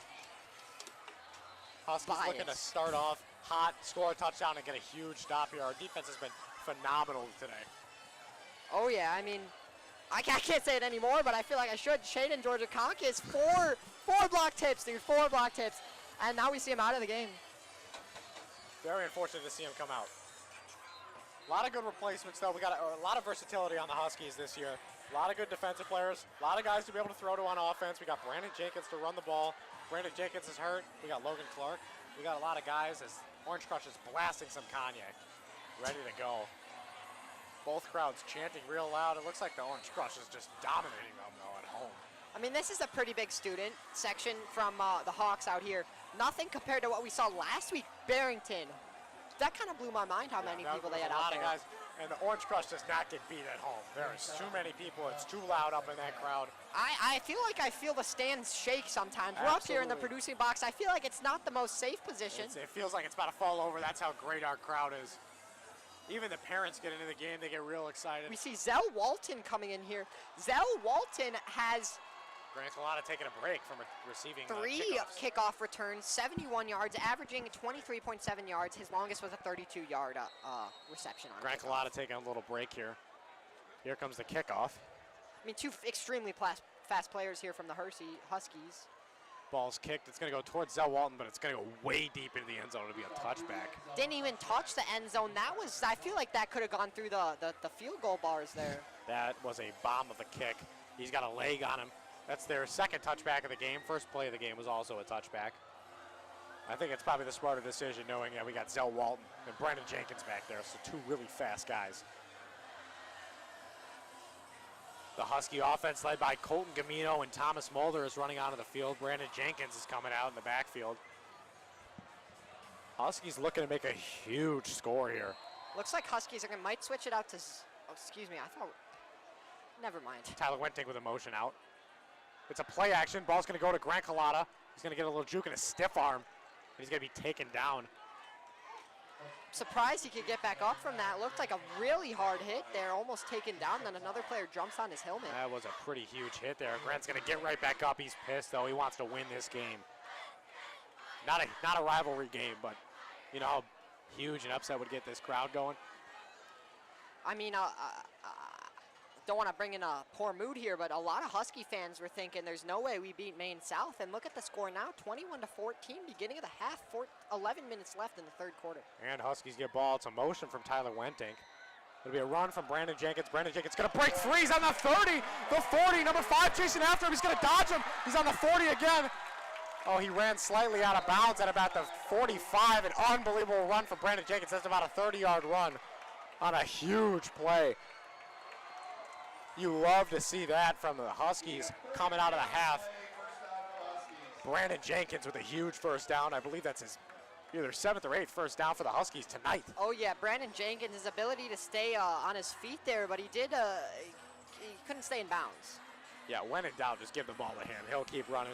He got grabbed a little bit by number 5, Santiano Barabi. Nice little push him out of bounds there. The motion is Tyler Wentink. Colton Gamino is going to hand it back off to Brandon Jenkins. He's going to break a tackle, break a second tackle, break a third tackle, and he'll be down. It'll be 2nd and 2 on a nice little 8-yard run from Brandon Jenkins there. Crowd chanting Brandon Jenkins' name. When you've got tools like that, why not utilize them? They're going to be able to clamp that all the way down the field. Brandon Jenkins, what an explosive running back. Absolutely no point in changing it up right now until they can stop Brandon Jenkins. I was wrong. It was a 6-yard run. It'll be 2nd and 4 on the 39 for the Huskies. Brandon Jenkins lined up in the backfield. Josh Riggs is the Y. The snap. It's going to be a flip to Grant Collada. Grant Collada's trapped by a bunch of guys. He's going to break a tackle. He's going to be taken out by 6 Maine South guys. It's going to be a loss of 2 yards there. It's not ideal for the Huskies in their position right now. It's going to be 3rd down. I think they're going to look for a pass here. Looked like 99 Tyler Fortis with a nice tackle there. It'll be 3rd and 8 on the 42. 3rd and 7. Orange Crush going bananas. We can feel the box shaking.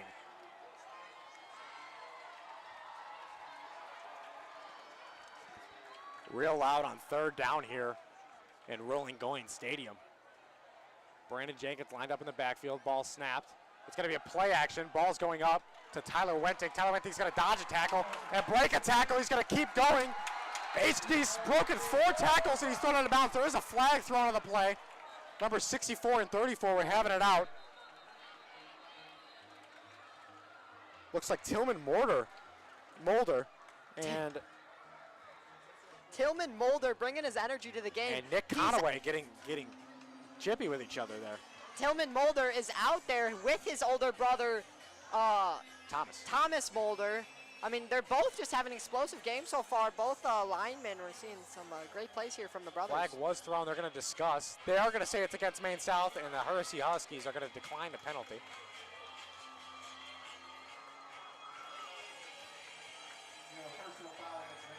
Never mind, it's a personal foul. It'll be a 1st down for the Huskies. 15-yard penalty for number 25, Finton Lennon. Did not see him on that play. Not 100% sure. I didn't see him on that play. Guess I missed him. But that's huge for the Huskies, putting us in the red zone, field goal position. At least going to probably get 3 out of this, but we haven't been kicking a lot of field goals. Hopefully we can get 7. Brandon Jenkins lined up in the backfield. Grant Collada lined up as the X. It'll be a run to Brandon Jenkins. He's going to run right up the middle. Looks like he's going to get about 3 or 4 yards. That's all you need out of that. It's a 4-yard run. It'll be 2nd and 6.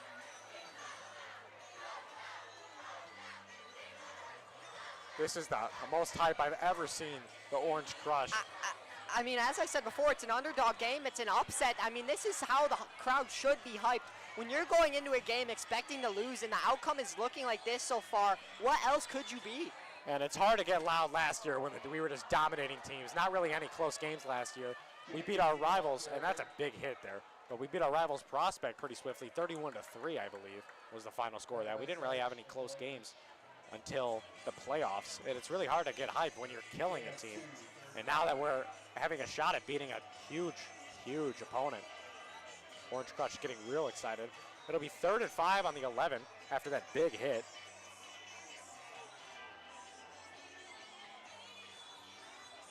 Thomas Mulder looks like he's calling something out. Brandon Jenkins looking like an indomitable man out there.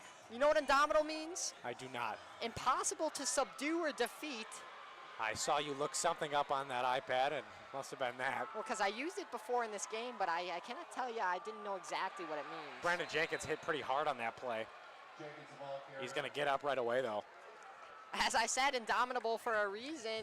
He's able to get back up right after a hard hit after another. It'll be 4th and 5 here. Field goal team will not be rolling onto the field, so we are going to be going for it on 4th and 5 on the 11th. Be a loss of 2. 4th and 7, my apologies. Not what you want to see out of a run there. Gonna need to pass this ball, most likely.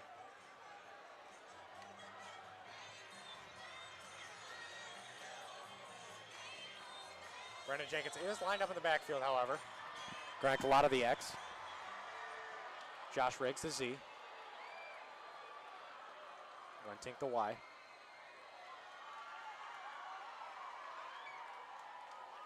Some motion from Logan Clark. It's going to be a play action pass. Golden Camino, the ball is up. It's just out of the reach of Tyler Wentink's hands. Almost a fantastic throw, just slightly out of reach. Unfortunate for the Huskies that we can't. That would have been a touchdown on that play. Wentink was not able to get a paw on it there. We are the Huskies. We need a big run here. It is a turnover on downs now. It'll be first down on the 13 from Maine South. Let's see if that Husky defense is going to stay strong after that huge first half. We see Zell Walton coming in at DB or cornerback, whatever you want to call it out there. Sophomore DB, let's see what he can do here. You know, we only had 2 big plays on defense that kind of cost us those 2 touchdowns. The rest of the plays were dominant. A huge kickoff and a huge play to start off the game to go down 7-0. It will be a pass. The ball is up, it's deep. And it'll be caught over his head. There is a flag on the play, however. Taunting. That was. And it looks like the coaches for Hersey want to pass interference on the offense. I mean, I did see a little bit of a touch, but I'm not sure that's exactly what happened. That was Jacob Vital, senior wide receiver, 6'1", 178 pounds. That is their number. That is the Hawks' #1 wide receiver out there. We see him with his first big reception. It seemed to be about 30 yards. It looks like it is going to be. It is going to be a pass interference. The OC chanting, you can't do that, and it's a huge play cost.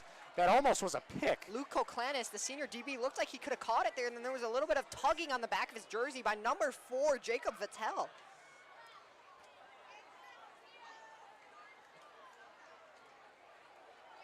Husky defense, very happy with that. It'll be 1st and 20. It's going to be redo of 1st, and then as Johnny said, 20 yards. Sorry, 1st and 15 on the 16. 16, or 1st and 16 now. It'll be a run. Delmore. He's going to duck the shoulder and just go right at him. DeLumo with a nice run there. Tackled by #11, Jack Flaherty. Jack Flaherty being a big safety. We've seen him come out with some big hits last game and the previous game before that. We saw Parker Flaherty earlier in this game, although we're not sure it was him. Me and Johnny had a little bit of a, couldn't tell who it was. But the brothers out here, we saw the Mulder brothers. We see the Flaherty brothers. I mean, it's some great community out here by the Huskies. Yeah, that was a great run from DeLumo there with a nice stop there by Jack Flaherty, as Q-Tip said. Goins gonna snap the ball. It will be a pass. It's a screen pass. He's just gonna walk right out of bounds after receiving it. And he was out of bounds on the catch. Yeah, they're ball not is gonna call that in. incomplete. You know, in high school, you only need 1 foot in, but it looked like he just tried to put the ball over in line and both his feet were out. Not smart football there. It'll be 2nd and 10 on the 27.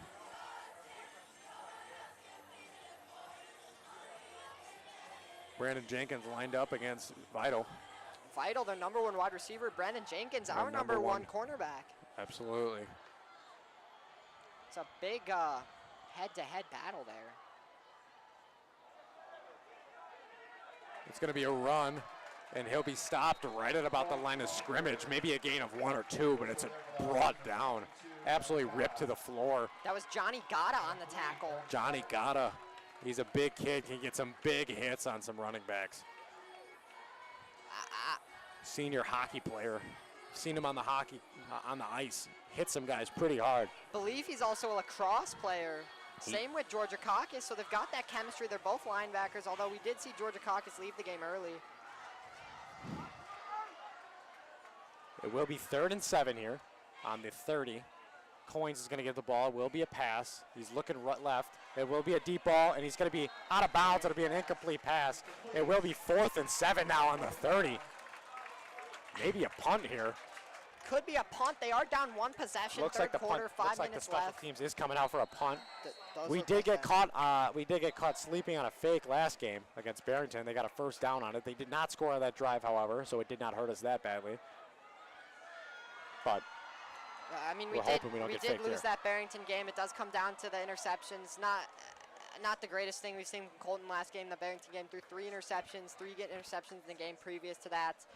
But he's got none this game. Absolutely bouncing back this game, dominating Totally, against, 100%. I believe, a better defense in Maine South than Barrington. You know, rolling Goins Stadium might be turned into a trampoline out here.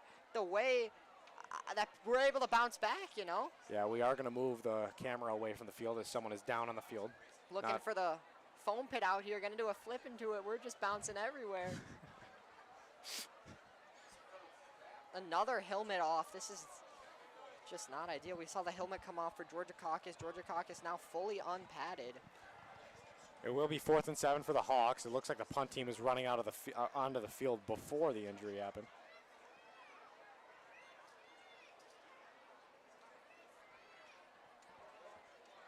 Five minutes left here in the 3rd quarter. Huskies up 21-14. No score this half. We're only about 7 minutes into the half. Our trainers are walking out. I'm not 100% sure who that is. Did you see Q-Tip? No, I did not notice the injury on the play. It took me a second to comprehend what just happened. Another Husky player. We've seen 2 Husky players now with an injury, 1 from the Hawks. Looks like Mr. Kuhn is walking onto the field to talk to Bacon, and he's turned around now. Both teams' trainers are out there.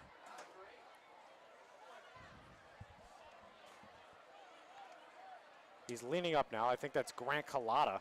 Grant Collada, such an important player to this team. He's a leader on this team. He's a senior. He does kick returns. He does wide receiving. He does defense. We saw him on a defensive play here. It's just unfortunate to see another injury from the Huskies. He's walking off the field on his own now.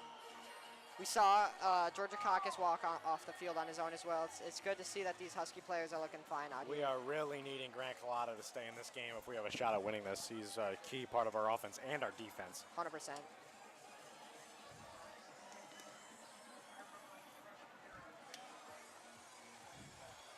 It looks like he's talking with some guys, though.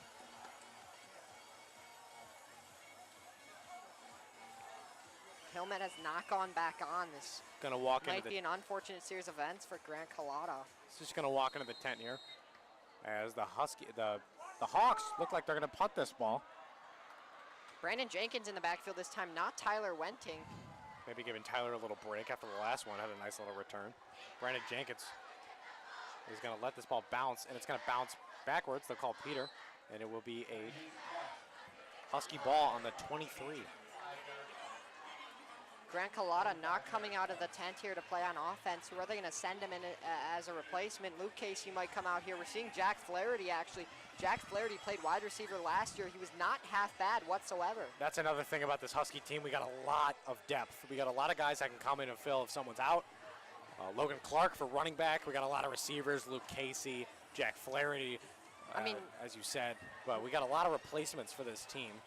Normally it's a money term, but you could say some deep pockets out here on the Huskies. We've got options. You put your hand down in there and you pull out. Who is it? Jack Flaherty out here on the field. It does look like Luke Casey out there as well. Luke Casey does come out there. Colton Gamino is going to snap this ball. Brandon Jenkins lined up in the backfield. It'll be a motion from Josh Riggs. It'll be a juke from Brandon Jenkins. Jukes another guy. Breaks a tackle. It's a nice little run there, about 5 yards. That was Michael DeLumo on the tackle. He's the star running back for the Hawks. Yeah, he's just great. Both sides of the field. It looks like there was a flag down on the play. That was 1st and 10 on the 24. Let's see who it's against. Excuse me, I don't even think DeLuma was out there. I don't know why I even got that name from. They're calling out a trainer, it looks like, but nobody's down on the field. Not 100% sure. They're calling out a trainer to run to the tent, maybe to check up on Collada. A lot of the team is in the tent there with Collada. I'm hoping he's looking okay. Excuse me, not looking. I'm hoping he's going to be okay. Let's see what the first down is. That tent is also used for some film back there to see what the defense and offense is doing for Maine South.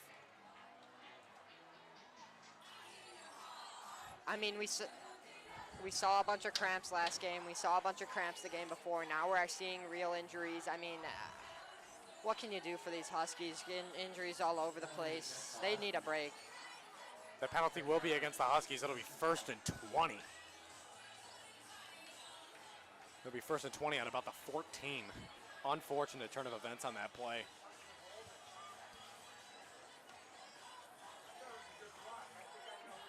They called holding. Looked like some good blocks to me. Not 100% sure. It looks like Grant Collada is fully D-padded out here, sitting on the bench next to Alex Fiore. Alex Fiore, we saw an injury. Grant Collada's on the side. That's Logan Farrell on the sideline with Alex Fiore. Grant Collada still padded up on the side. Grant Collada keeps his pads on. I mean, I was saying Brandon Jenkins is the indomitable man. He is we might a have unit. Might have a new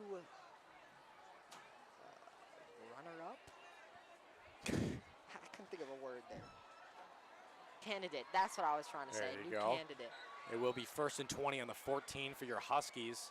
Let's see if Colton Gamino can get a nice deep ball here. Still no score this half, surprisingly. Both offenses looked very good last time.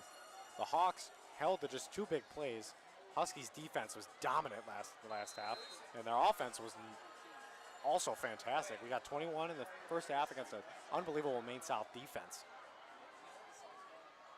Ball snapped. It'll be a run from Brandon Jenkins. A lot of good blocks there. He's going to keep going. He'll get about 6 yards on that one. It'll be 2nd and 14. Got a little tripped up there. Normally he could stay up from those, but I mean, nobody's perfect. He gets tackled there. It'll be 2nd and 14 now for the Huskies. 2nd and 13, my apologies. They got another yard. Looks like someone's limping off the field. That'll be Jake Canfall. I mean, that's what, the 5th injury of the game? 5th or 4th, 5th, 6th. A lot of injuries this game. Not what you want to see from either team. We want everyone to be safe while playing football tonight.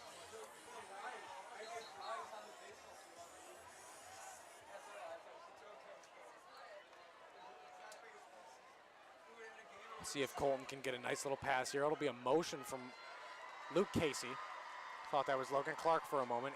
Eights are looking like zeros from up here. Colton Gamino's going to hold on to the ball. And a huge run and a scramble from Colton Gamino. And he's going to get about a 1 yard. That's a 1st down for the Huskies. It looked like he was 1 yard short to me.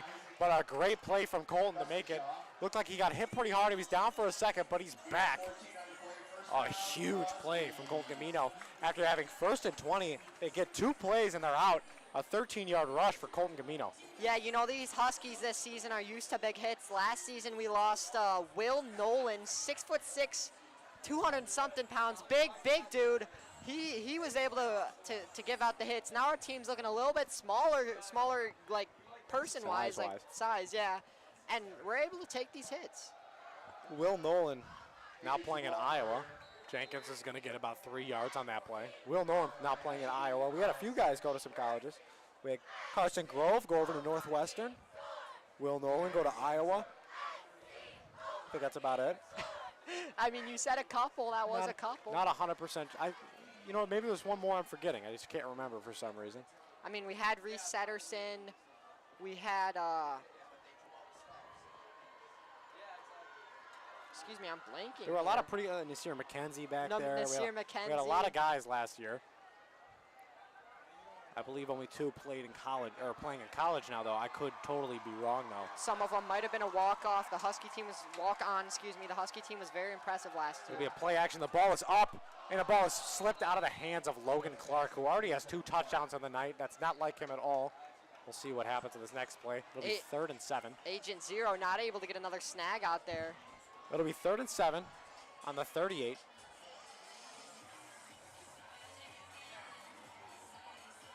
Huskies looking for a big play here. A first down would be massive. We got 13 yards on a 2nd and 13 last time. Let's see how we do.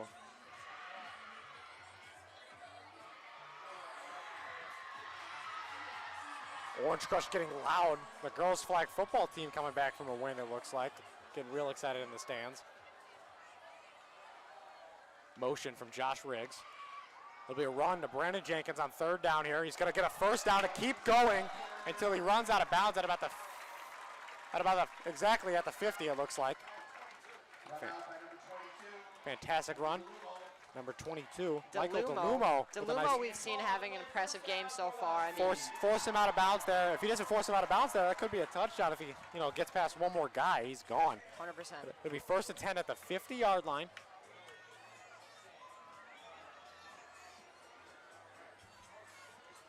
Two minutes left in the 3rd quarter. 3 minutes left, my apologies. Brandon Jenkins lined up in the backfield. It'll be a motion from Josh Riggs again. It'll be another run from Brandon Jenkins. Everyone's blocking very nicely. Brandon Jenkins fixing his helmet as he runs in a huge stiff arm, and he won't get taken down until the 30 on an unbelievable play. Brandon Jenkins getting real hype, getting the crowd rowdy. Brandon Jenkins absolutely throwing a kid to the floor as he runs for another 10 yards. We saw Brandon Jenkins run into Tyler Wentink last game, and we see him run into Jack Flaherty now, and it seems to keep him up both of those times. He does not care.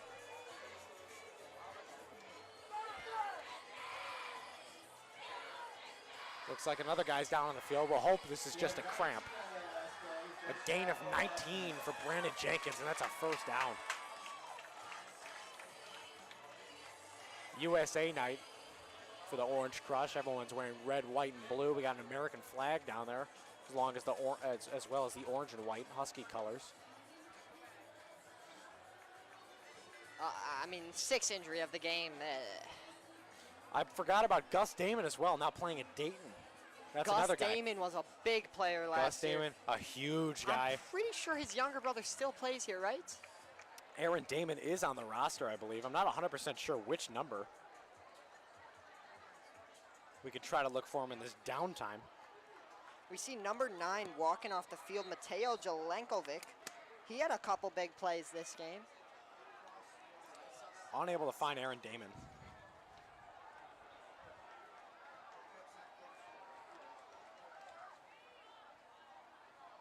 Kyle Irwin now asking me for a shout out as well. Aaron Damon, number 60, he's a junior O-line, D-line. He's a big kid as well, able to hit some guys. 1st and 10 on the 32. It's going to be a screen pass. Josh Riggs is going to keep running. It's going to be a gain of 9.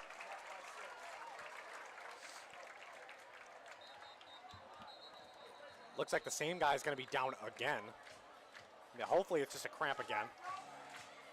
Actually, this time it's number 11, Jake Cantel. Jake Cantel also, I mean, these are just big players from both teams getting out of the game here.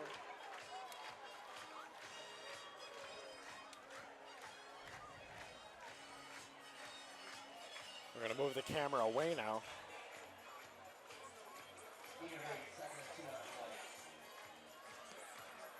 Andrew Gruberski's real sad he didn't get a shout out, so I'll give him one as well. Just graduated last year. Johnny handing out the shout outs. A lot of people mad that they didn't get a shout out, but it's a rare occurrence here.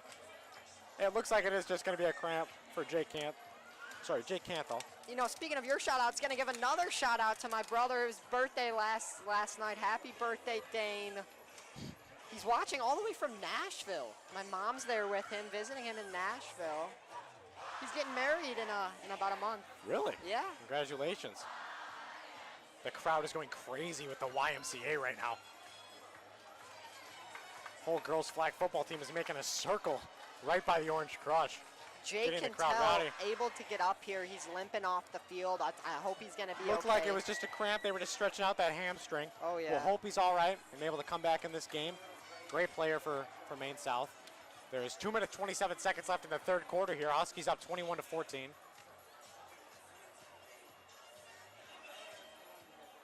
I mean, this has just been an unbelievable game so far. Surreal. Huskies lost to Warren by 40. Maine South beats them by 20. And now we're winning by 7 in this game in the third quarter. And we could have had a few more opportunities there. If we converted on 4th down, we would have been right there. There was that one play. It was just out of reach for Tyler Wintink. That would have been a touchdown. We've had a few very close plays. We could be up by 3 touchdowns right now. And the OC is taunting the Maine South crowd, saying, we can't hear you, as Brandon Jenkins lined up in the backfield. Colton's going to motion over Josh Riggs. It'll be a run from Brandon Jenkins again. We've seen this play 4 times in the past 5 plays. And it looks like he is going to get a first down past the 20. Number 58 with the tackle there, Nick Hatchigan. 1st and 10 on the 18. This is just an electric game so far. Let's see if we can get the first score of the half here. 2 minutes left. There's been 10 minutes and no scoring. Colton Gamino's going to snap the ball. It's an option. Colton's going to hold on to it. He's going to keep going. Gamino, the ball carrier, with a nice run there. I'm not sure, 100% sure if that was a first down.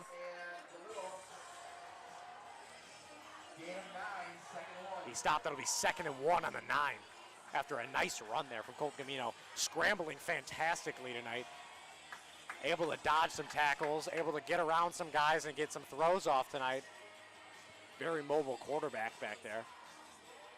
He's not Ben Roethlisberger. Brandon Jenkins in the backfield here.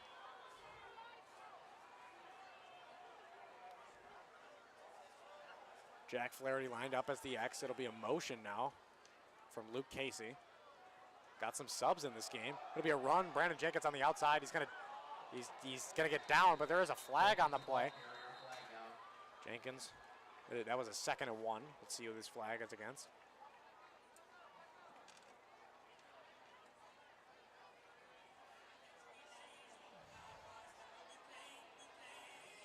Looks like it's a holding on the Huskies. Holding against the Huskies. And it will be 2nd down again. Redo 2nd down, just bring it back 5 yards. That will be second and 6 now. 2nd and 6 at about the, it looks like it's going to go way back. 2nd and 11 now after 2nd and 1. 10-yard penalty there on the 19.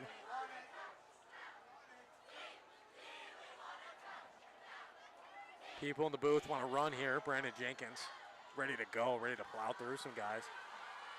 Colton Gamino going to snap this ball. He was right. It is going to be a run from Brandon Jenkins. He's going to get around a guy. He's through, and that'll be a touchdown for your Huskies as the Huskies go up again. Brandon Jenkins getting real hyped on the side. It looks like someone's down on the play, though. A fantastic run for Brandon Jenkins, breaking 2 tackles, it looked like. Jenkins with his 2nd touchdown of the night. This is not looking great. That's Thomas Mulder Thomas on Mulder the floor. down on the ground now. What an unbelievable run from Brandon Jenkins. 30 seconds left, and the Huskies are up 27-14 against someone we weren't even supposed to be in this game against. This has been unreal. Thomas Mulder, dude, I'm kind of, maybe it's just that our team is so good, but every player that's gotten injured has felt like it's makes such a big impact on the game. Thomas Mulder, we saw with a great sack earlier, I believe. Absolutely. Hey, Thomas Mulder is just a demon on offense. He's a unit. As Brandon Jenkins' parents are getting loud for him. Real excited for that touchdown. A fantastic run from Brandon. I got one more shout out for you, Q-Tip. 78th birthday for my grandma. Happy Today. birthday, Grandma Fahey, I assume? Grandma Murphy, actually. Grandma Murphy. But 78 today. So she's still in her youth? Yeah, exactly. 78 years young. That's how we like to see it. Huskies are going to go out for a PAT. Seba Debicki 3 for 3 tonight. Let's see if we can make it 4 for 4. Go up 28-14. That'll be a 2-possession game. Thomas Mulder walked off the field perfectly fine, I believe. Looked like it might have been a cramp then. Yeah, he's got water. He's drinking water right now. Ball He looks snapped. just fine. Kick is up, and it's good. 4 for 4 tonight, and the Huskies are going to go up 28 to 14 with 30 seconds left in the third quarter. What a surreal performance from the Skis tonight. From the Skis. I mean, maybe that's all we needed was a little Sebastian Debicki up in here. He's able to get 4 out of 4 for his PATs. Not going for the field goals tonight. We're all going for fourth downs here, and we've been converting on a few of them, and we've had no problem with the PATs whatsoever. Zell Walton looks like he's going back out there. It'll probably be Zell Walton and Brandon Jenkins.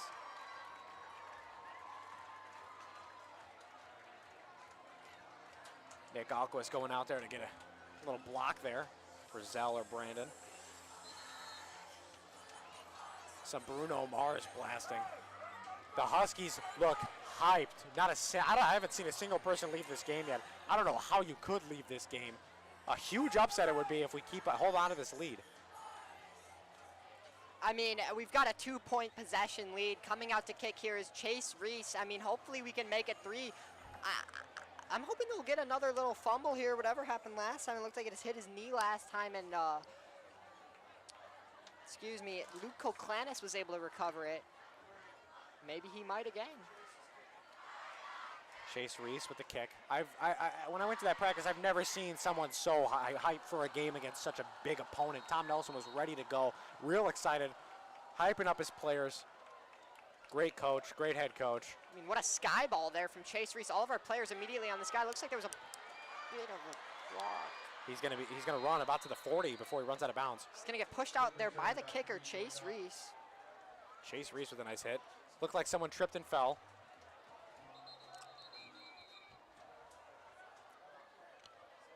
Taking his helmet off. We're gonna move the camera away again. You know, Johnny, it seems like that's the 100th injury of the night. It's looking like a cramp, though. They're gonna hold his leg up, stretch it out. Hope it's just a cramp. Looks like they're just stretching out that hamstring again. That's all you need. I've never seen this many injuries There's in been- one game. I there's feel been like so many injuries tonight. Not what you want to see whatsoever. got Bacon out there, as we said before, one of the greatest athletic trainers. In Illinois, absolutely. Giving him a nice stretch. Looks like he'll be able to come back into the game. Hopefully it's nothing serious. It'll be 1st and 10 now. On the 35. For the Hawks, 28 to 14, 22 seconds left in the third quarter. See, the Hawks, they have a killer offense, but they got to score twice in the next 12 minutes here without letting the Huskies score at all to even tie the game. Absolutely, yeah. I mean, 2-possession lead coming into the fourth quarter. What else could you wish for?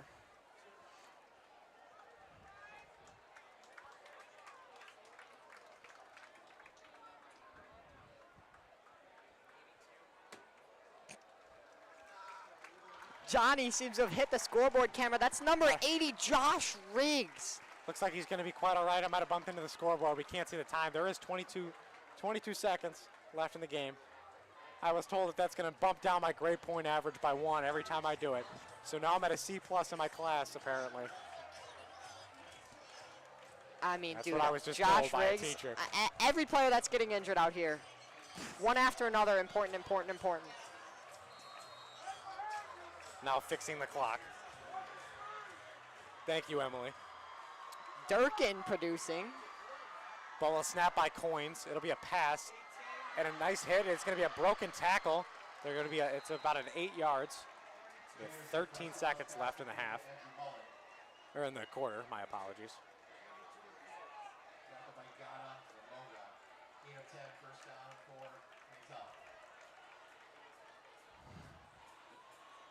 That'll be the end of the third quarter. Score, your Huskies 28, Maine South 14. Huskies going to end this half up 2 possessions.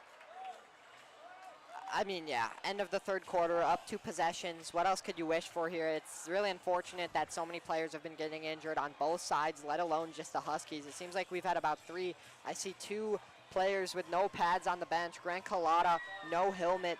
We'll see if he'll be coming back in the game later. He's a very dependable player, very big player for the Huskies. Injuries obviously are not what we want, but it's what we've got here. I just hope no more happen. You know, all the guys that have been injured have been key players, and you never want to see that whatsoever.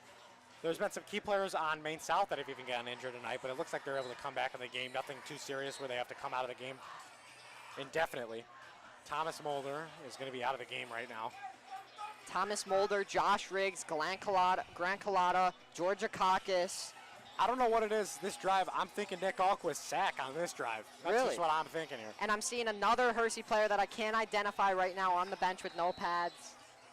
I think that's Alex Fiore, Josh Riggs, Chaden, and Logan Farrell maybe. Logan Farrell is actually, he's wearing his number 6 jersey. That'll be a pass, and it's just over his head, and it was almost picked off just through his hands.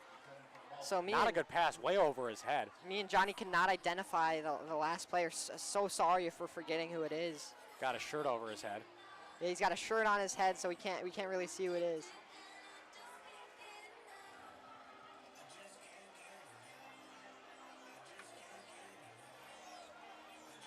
Goins here. Delmore lined up in the backfield. Goins is going to snap the ball. It'll be a pass. He's going to scramble. Ball is up.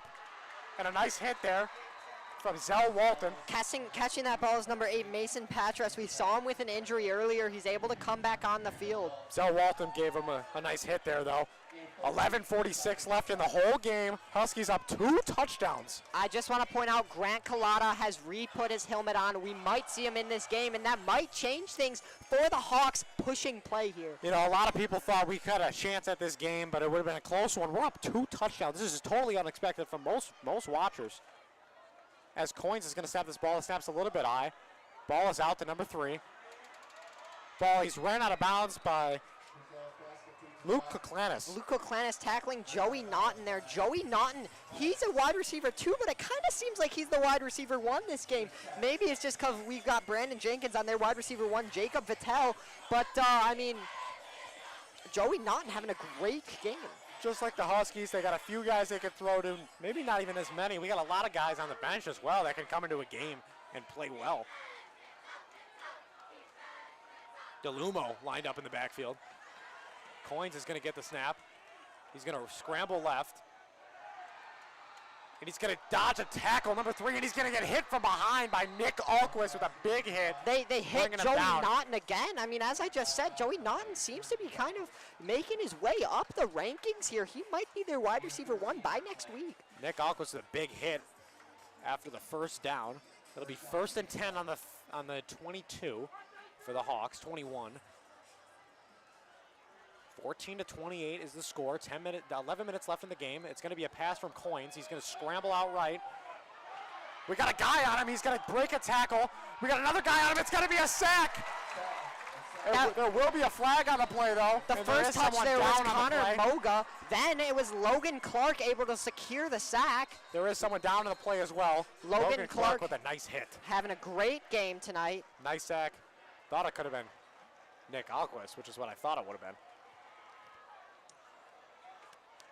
Not sure who that is. Looks like a lineman. I'm thinking that's either Thomas Mulder if he came back in, or that might be Nico, number 76. Could be Nico. Nico Zayabaras. Not for sure, though. We can't precisely identify him out there. It will be. There was a flag on the play. Not 100% sure what it was yet. I've never seen this many injuries in one game. This is crazy. That is Thomas Mulder again, coming off the field limping a little bit. Jeez, Thomas Mulder, he's been roughed up this Thomas game. is a tank, and I saw him earlier this week, and his hand was hurting a little bit. Now he's got this, but he's an animal. He'll be back. I'm pretty sure the athletic trainers are saying, hey, let us give you a hand, and he's saying, I'm going to walk it off the field. Yeah, he's an animal. He's a beast. He's got the dog in him, as some people might say. I mean, especially at Hersey, I think all of the football players here have got the dog in them. And we're not talking about Portillo's over here. Had Portillo's in the booth for lunch earlier. Did you? No, I saw a few of the coaches over there, some of the Mr. Goditis, Pusatera, and Coach Brownlee of the baseball team eating Portillo's at half. Thomas Mulder walking off the field still. And he's doing it all by himself. Yeah, I think he's He just wants trying to no inspire help. his teams. He wants to show he's got the fire in his chest, and he wants to fire up the rest of the Hersey players. Let's turn it into an oven out here. I want to see everybody getting hot. I want to see the fire raging up. We need a big play here. Flag looks like it was on the Huskies. It'll be first and goal on, looks like it's first and goal on the 10 exactly. A huge stop here if we can get it. And he rushes early. It's a false start. Wow. Logan Clark trying to get a sack, fell for a freeze. Normally, we would not see that coming from Logan Clark, veteran of a player out here on the Huskies. I mean, Having a great game already, too. having a great game. It's just unfortunate. Everybody falls for those once in a while. And there he goes. Offsides there for Logan Clark. It will be first and goal on the 6. You know, they might need to put Grant Collada back in this game soon. He's suited up. He's ready to go. Ready to go, yeah. He's kicking his feet. Real excited to get back in the game. As Zalumo is hit behind the line of scrimmage. That'll be a loss. That was Connor Moga on the tackle there. Moga is one of the most hype people I know. I had a physics class with him last year. He got excited for every football game. He was ready to go. Now we see Nico Zayabaras coming into the game. Zell Walton coming out of the game. You know, that's not exactly who I thought would be on the switch up. You taking a DB out for a lineman? I think there were a few other switches, but not 100% sure. Goins with the snap. It'll be a screen pass right away. A lot of blocks. Logan Clark going to try to get the guy before he gets in the end zone. And they're going to call him down before he gets in the end zone. Able to stop him there at the end was Luco Clanis, making sure he's not going to get into the end zone. The assist from Logan Clark and the nice tackle by Luca Clanis to push him out of bounds. The red steak knocked over there. What do you call that thing? Yeah, it is a steak, but it's The red, orange. The red. Wow, orange. The orange steak. It'll be first and goal on the 3 or on the 1. Third down, third and goal. My apologies. Ball snapped to Goins. He's going to try to scramble in, and he's hit right before, and it looks like he's stopped. It'll be 4th and 1. The ball is loose. The ball is loose. There's a dog pile on the ball. I think they're going to call him down before the ball goes loose. Tackled by number 99. He was down. Bernard Herber with a huge tackle. The crowd going crazy. Bernie. Everyone loves Bernie. Everybody loves Bernie. He sells things to everybody. He might be the biggest entrepreneur at this school. They brought him back all the way to the 5 on that huge hit. As it was a fumble, but Maine South recovered it. It'll be 4th and goal on the 5. What an unbelievable play to do that. Tried to scramble to get in, but was not able to make it work. Let's see if we can get a stop here. Goins will be getting the snap in a second. It is 4th Goins down. with the snap. It's got to be a pass. He's scrambling right. He's got a guy there. He can't do anything. He's got another guy. Ball up in the air. There's a flag on the play, but the ball is caught.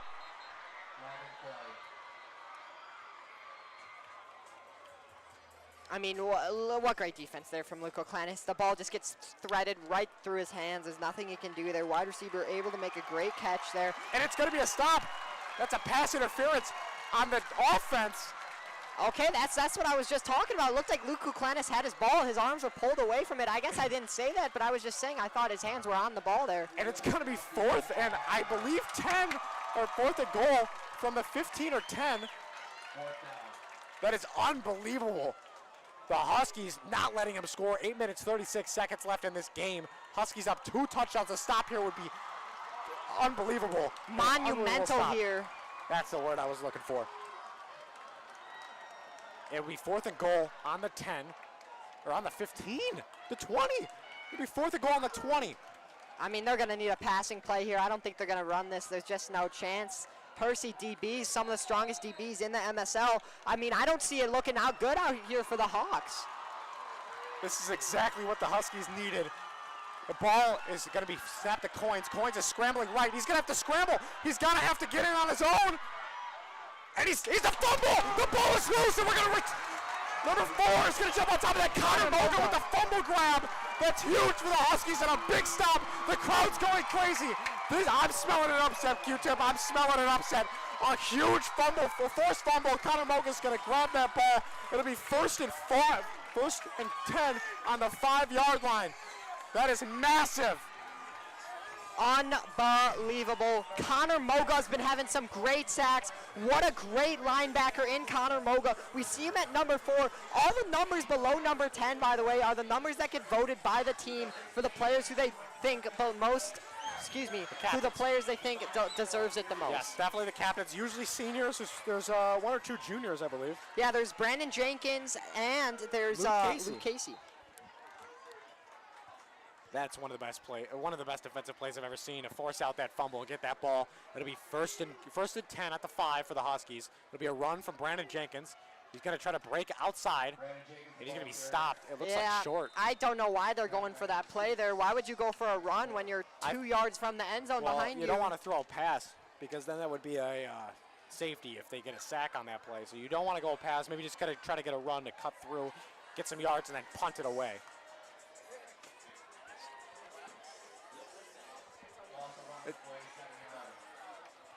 Second and 4.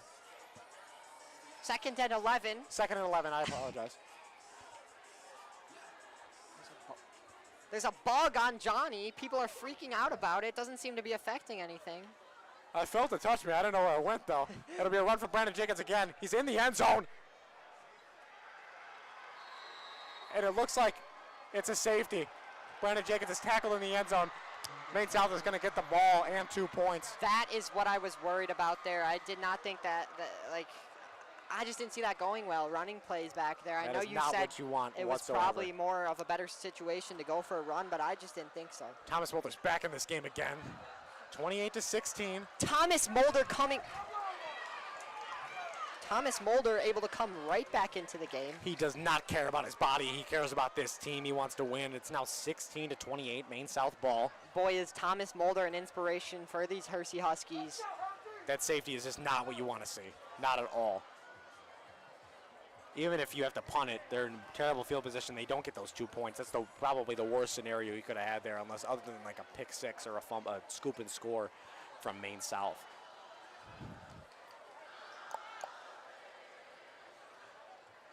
Huskies are going to have to kick this one off again. The player with his towel over his head was Tyler Wenting. We didn't even notice him coming out of the game. Our Hersey Huskies' #1 wide receiver has no pads on. I don't know how me and Johnny missed that. I haven't seen Tyler Wenting get a ball in a while. I don't know how we missed that. I don't even know what happened. I didn't see him injured on the play. Maybe he came off with a limp and Bacon told him, hey, you're really good. You just need to sit the rest of this game out. We're looking good. Boy, is that unfortunate for Tyler Wenting. That's not what you want to see. And we've been doing great even without him. He's a huge part of this team, and we've had some guys step up in such a big game. I guess it makes a little more sense to me why we don't go for a passing play there. Our #1 wide receiver isn't on the field, nor is our #2, Grant Collada. Safety is the last thing you wanted there.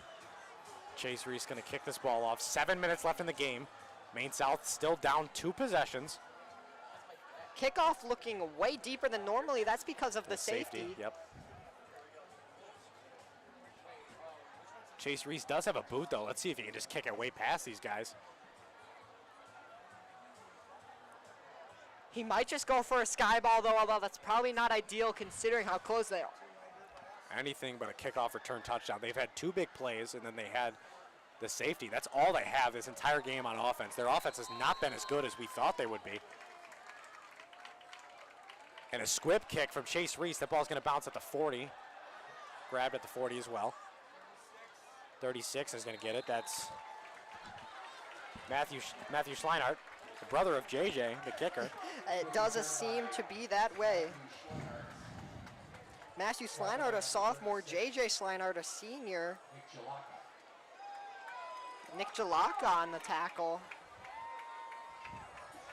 I mean, I feel like that was the best scenario we could have had. He only gained about 20 yards, which is a normal kickoff return, and they're only at the 50.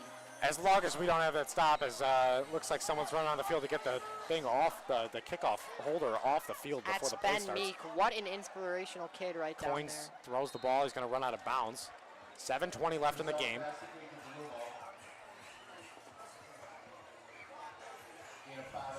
Gamino having a pretty good game so far.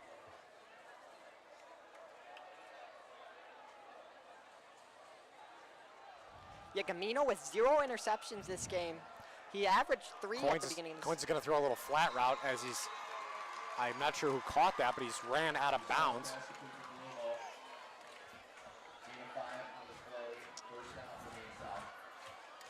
7:15 left in the game.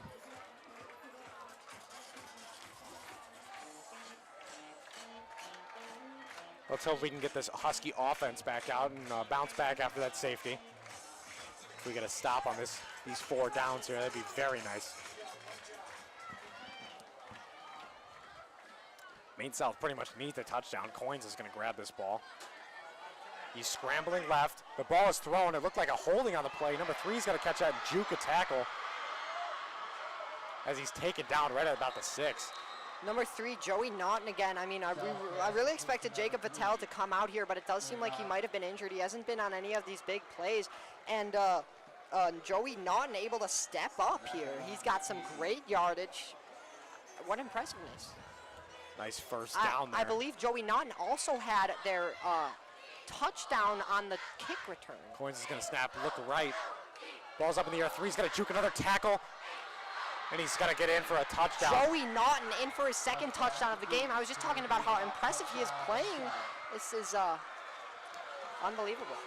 28-22, Huskies still up. Gonna have to score on this next drive, I think. And then hold them. 6 minutes, 44 seconds left in the game. The orange thing is called the goal line pylon. We called it a stake last time. That is our mistake. You see what I did there? I do see what you did there. Let's see if we can block a little PAT here. That'd be nice. Really wouldn't do much for us, though, unless we can block another one.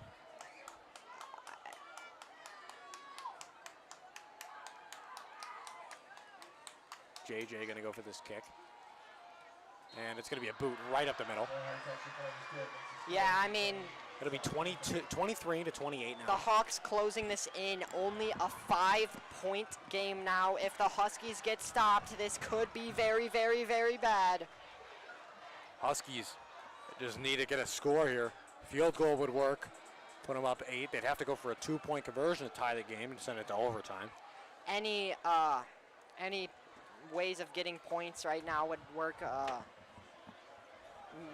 Miracles for the Huskies? I don't know what word I was trying to go for miracles. Let's go with that.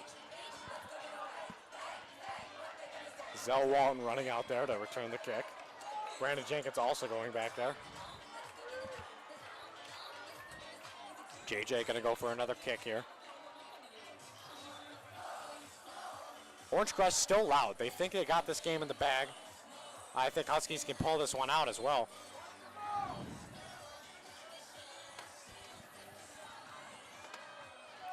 I think Brandon Jenkins is going to get to the 40 at least on this drive, on this kickoff here. Hopefully, that'd be very great for him. That's what I'm feeling on this play.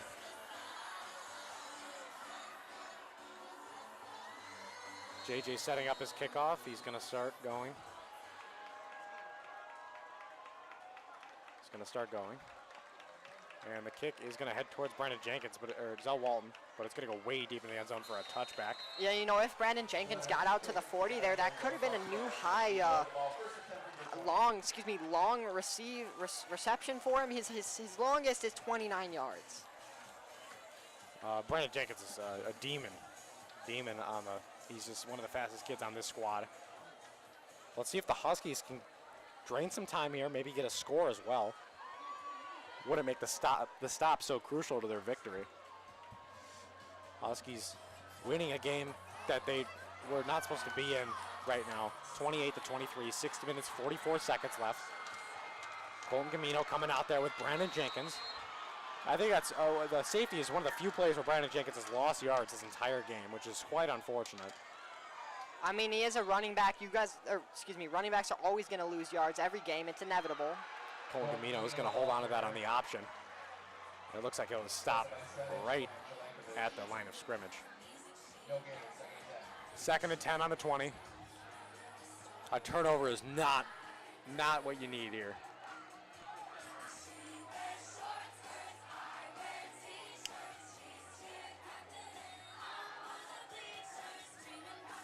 6 minutes, 16 seconds. They're just draining some time getting to play. Can't get a delay game either. That would be brutal. Just 6 minutes left.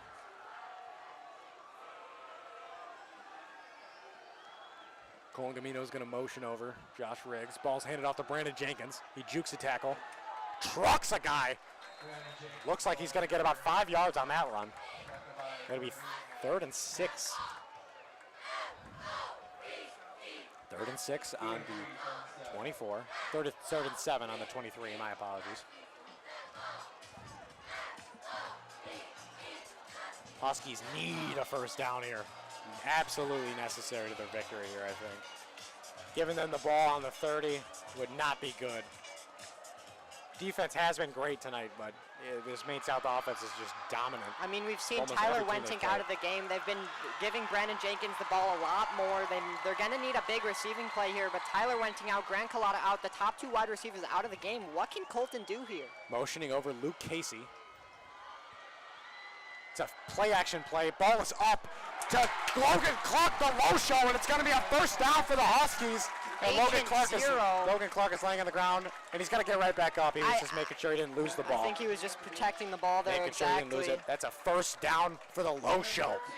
A huge play in this game. 5 minutes left in the game. This would be one of the greatest upsets I've ever seen in my life. In Johnny's whole life, this is one of the greatest upsets ever. Absolutely. If we can pull it off. Colin Gamino having a good conversation with Coach Sauce is what they call him. Coach Sauce out there. Coach Atherton, they call him Applesauce. Thomas Moeller, a dog, still out on the field. What's going to get him out of the field? I mean, he's been able to stay on after a leg injury, a hand injury, a head injury. Nothing's going to take him off the I think field. the only thing that'll take him out of the game is if Bacon makes him come out of the game. Brandon Jenkins is going to run this ball. He's on the outside. He's going to break through in a huge truck, and he's going to get about 7 yards. He's hyped up with his team. 4 minutes left in this game. Huskies up 5. Yeah, I think the ball's going to be running with Brandon Jenkins in the majority end of this game. Huskies are just draining time here, which is exactly what you need. Give them no time to score. Yeah, 4 minutes left in the 4th quarter. Draining time, running it with Jenkins. I don't think they're going to throw a lot. Top 2 wide receivers are out. They do have Logan Clark, though, who's been popping off this game. Huskies starting off 0-2 against teams that are nowhere near as good as Maine South, which just shows that we can make a big push in the playoffs. Colton Gamino ready to get the snap. 3:30 left in the game. Brandon Jenkins lined up in the backfield. Luke Casey is lined up as the X. It's going to be a motion from Josh Riggs. And it'll be a run from Brandon Jenkins. They're running the same play. He's going to break through, it looks like. It'll be stopped at the line of scrimmage, maybe a little bit less. It'll be gain of 1. 3rd and 1 on this play. 3 minutes left in the game. Just wasting time. Q-Tip's ready for this game. He's real high, energized. Super energized. Could use some 5-hour energy. Colton Gamino. Johnny, you a big coffee guy? I hate coffee. It's disgusting. Really? I don't really try it. I've never really tried it. I feel like it would taste Not bad. a coffee guy. Orange Coach is barking at the other student section. 3rd and 1. What are the Hawks going to start squawking? Colton Gamino. Brandon Jenkins lined up in the backfield. 3rd and 1. It's going to be a handoff to Brandon Jenkins. There is going to be a flag on the play. Brandon Jenkins is going to get the first down. It's not even close, and he's going to be thrown out of bounds at exactly the 40. Parents want some horse collar. It looks did like look a like a little bit horse of a collar. late hit there. Did look like a horse collar on Brandon Jenkins, ripping on his neck. Brandon Jenkins taking a little bit to get up. That'll be a false start. Look at him back on that play, the indomitable man, Brandon Jenkins. That'll be a false start on the Huskies. 2:18 left. That'll be 3rd down again. Orange Crush not liking it either, booing. 2:18, up 5. Have the ball. It'll be 3rd and 6. Brandon Jenkins just ran for 15 yards, though. I think we can do it again. We're hearing the parents yell. That was a horse collar. Seemed to be on the same page as Johnny Fahey over here. It certainly looked like one to me. Pulling down on his neck. Someone's going to get hurt out there if they don't call that. It's 3rd and 6. I don't know if Brandon Jenkins could do another big run here. We call him the Indomitable Man, but he just took a big hit. And he's done that multiple times tonight. 3rd and 6 on the 40. A huge play in this game. 2 minutes, 18 seconds left. Colton Gamino's going to snap it. It's going to be an option. Colton's going to get stopped right at the line of scrimmage, maybe a little bit less even. Gamino the ball carrier, tackled by 58. It'll be 4th down now. Big dash again. It'll be 4th down. Timeout Maine South. Timeout for Maine South. 2 minutes, 11 seconds left in the game. I think they're taking a timeout here because they know they're going to need the time. If Yeah, it does go over absolutely. here, if it is a turnover on downs, the Maine South is going to need this time. Absolutely. This is the biggest play of the night. Cannot throw a game like this away.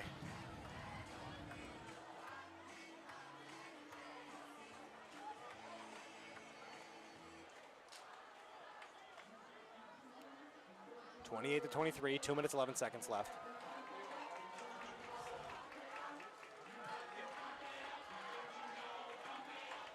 Fourth down here. Such a huge play for the Huskies tonight. Looks like Brandon Jenkins is coming off the field. He might be punting this ball. Colton, not the longest punter you've ever seen on this team. I mean, we don't really have a punter, so they're bringing in the quarterback to punt these balls. He's got some power on his kicks, though. We might be able to launch one. I mean, when you've got such an athletic player, why not put them at quarterback? He could run, he could catch, he could throw, he could punt, I guess. Jack Flaherty coming out. Brandon Jenkins coming out as well. Refs calling back the teams. 2:11 left in the game. It does look like they're going to punt it here. I don't see any wide receivers out there. Not what you want to see this late in the game when we're only up 5. 2:11 left. Let's see if we can get a huge, huge stop. Maine South is not going to be allowed to punt this ball. You can't give him the ball at the 40 either, though. It is going to be a punt. Colton Gamino. And 22 bobbles it. He's going to drop it at about the 25. And he's going to be stopped at about the 32 on a huge play. What a stupid bobble. Not what you want to see if you're a Maine South fan. That is DeLumo again. He had a couple great receptions. He's an amazing running back. Unfortunately, he's not able to catch that ball there. At least it wasn't a turnover as it was in the past. That was just not at all what you want to see as a Maine South fan. Exactly what you want to see as a Huskies fan. Maybe in a bobble, and we receive the ball. Here we go at the 32. 1:59 left in the game. They're just going to be trying to get out of bounds, call a few timeouts here, and drive. That's what they work on at practice. 2-minute drill. One of the biggest practice things. It's going to be a throw, and he's going to run out of bounds at about the 49. Wide open. No defender on him. Mason Patras there. We saw him come off with an injury. Now he's back in the game. I know I said that before. I just want to make it clear. So many injuries in this game, and they're able to come back out here with some strong players. You know, Grant Collada might come in at the end of the game here. This might be what we need is a little Grant Collada out there. How massive would that be for us? Goins is going to snap. No running back there. Not running this ball. It's going to be the exact same. It's a pick to Brandon Jenkins. It's going to be a pick. And the Huskies have the ball with 1:57 left. And the crowd is going crazy. One of the greatest plays I've ever seen in person. Brandon Jenkins with a huge pick on the exact same play. Read it like a book. Read points like an absolute book.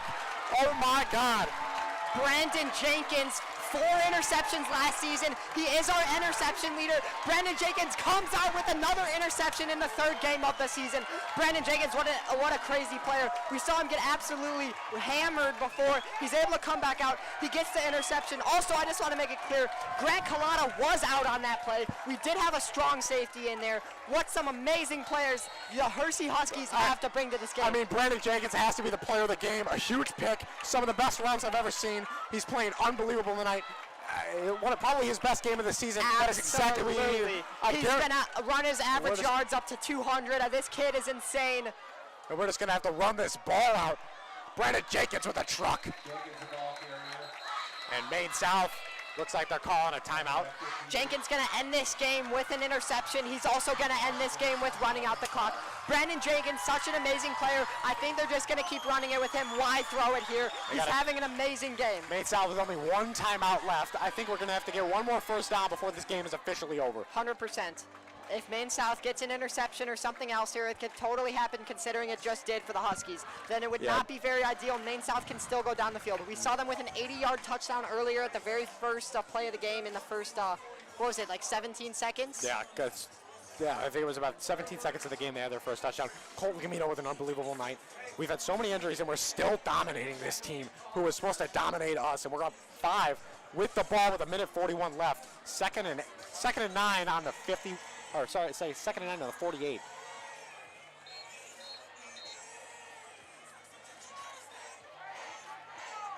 One of the greatest plays I've ever seen defensively in person.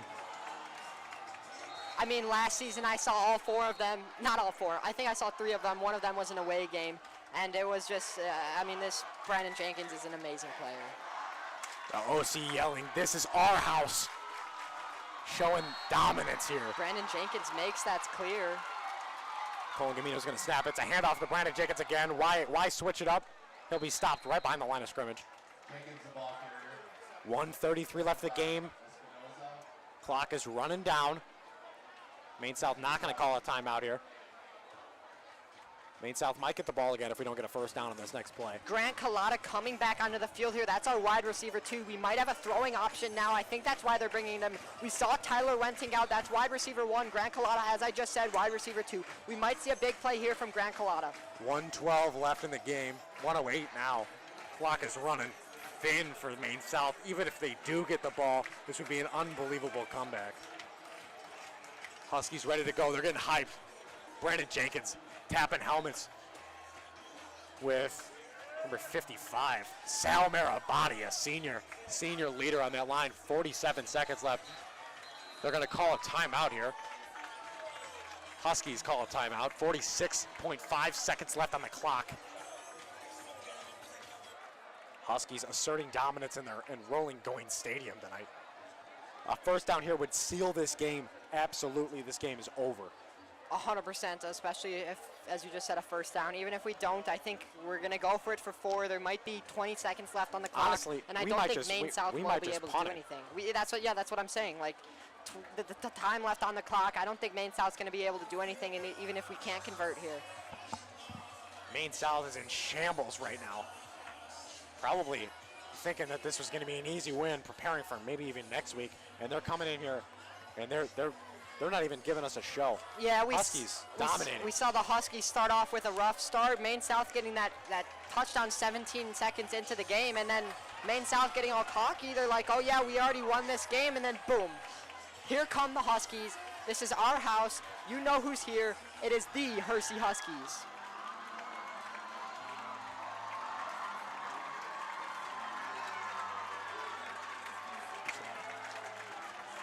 Here comes the Husky offense. A first down here would clinch it. It's getting stopped here. They might just punt it after a timeout from Maine South.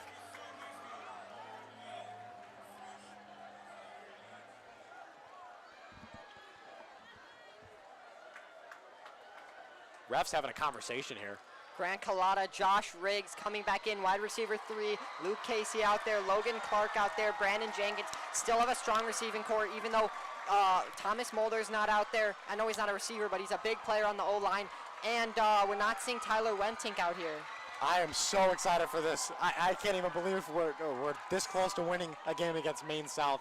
This is a dominant performance from the Huskies defense and offense. Totally, 100%. I mean, who else do they have left to beat? This might be their strongest game of the season, strongest Absolutely. by team they're playing. I mean, Tom set them up with 4 tough games to start off, and then we got conference.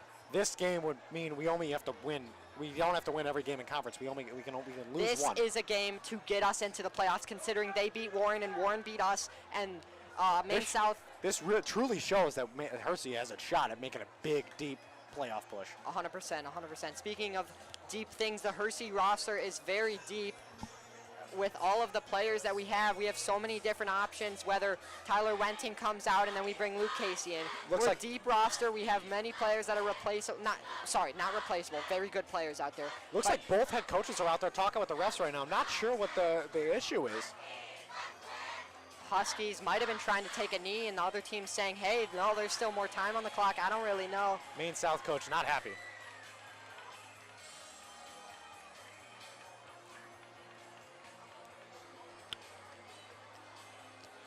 Like Q-Tip said earlier in the first quarter, now they are going to have to do a Hail Mary late in the game. They did not have to on that very first play, No, and they they just did not. brought the heat. I don't think any of the Hersey DBs were ready for that, and that's why that happened. Here we are, the OC getting loud and rowdy. Here we go. Huskies yet to score this half.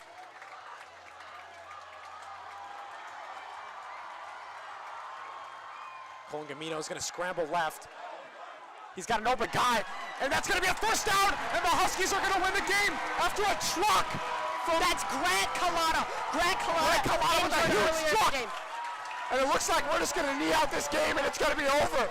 We saw Grant Collada helmet off, not playing the whole third quarter, not playing the whole fourth quarter. He comes in at the 46-second mark. Grant Collada able to get the first down there. What impressive plays here from One Grant of the biggest Collada. upsets in Hersey history.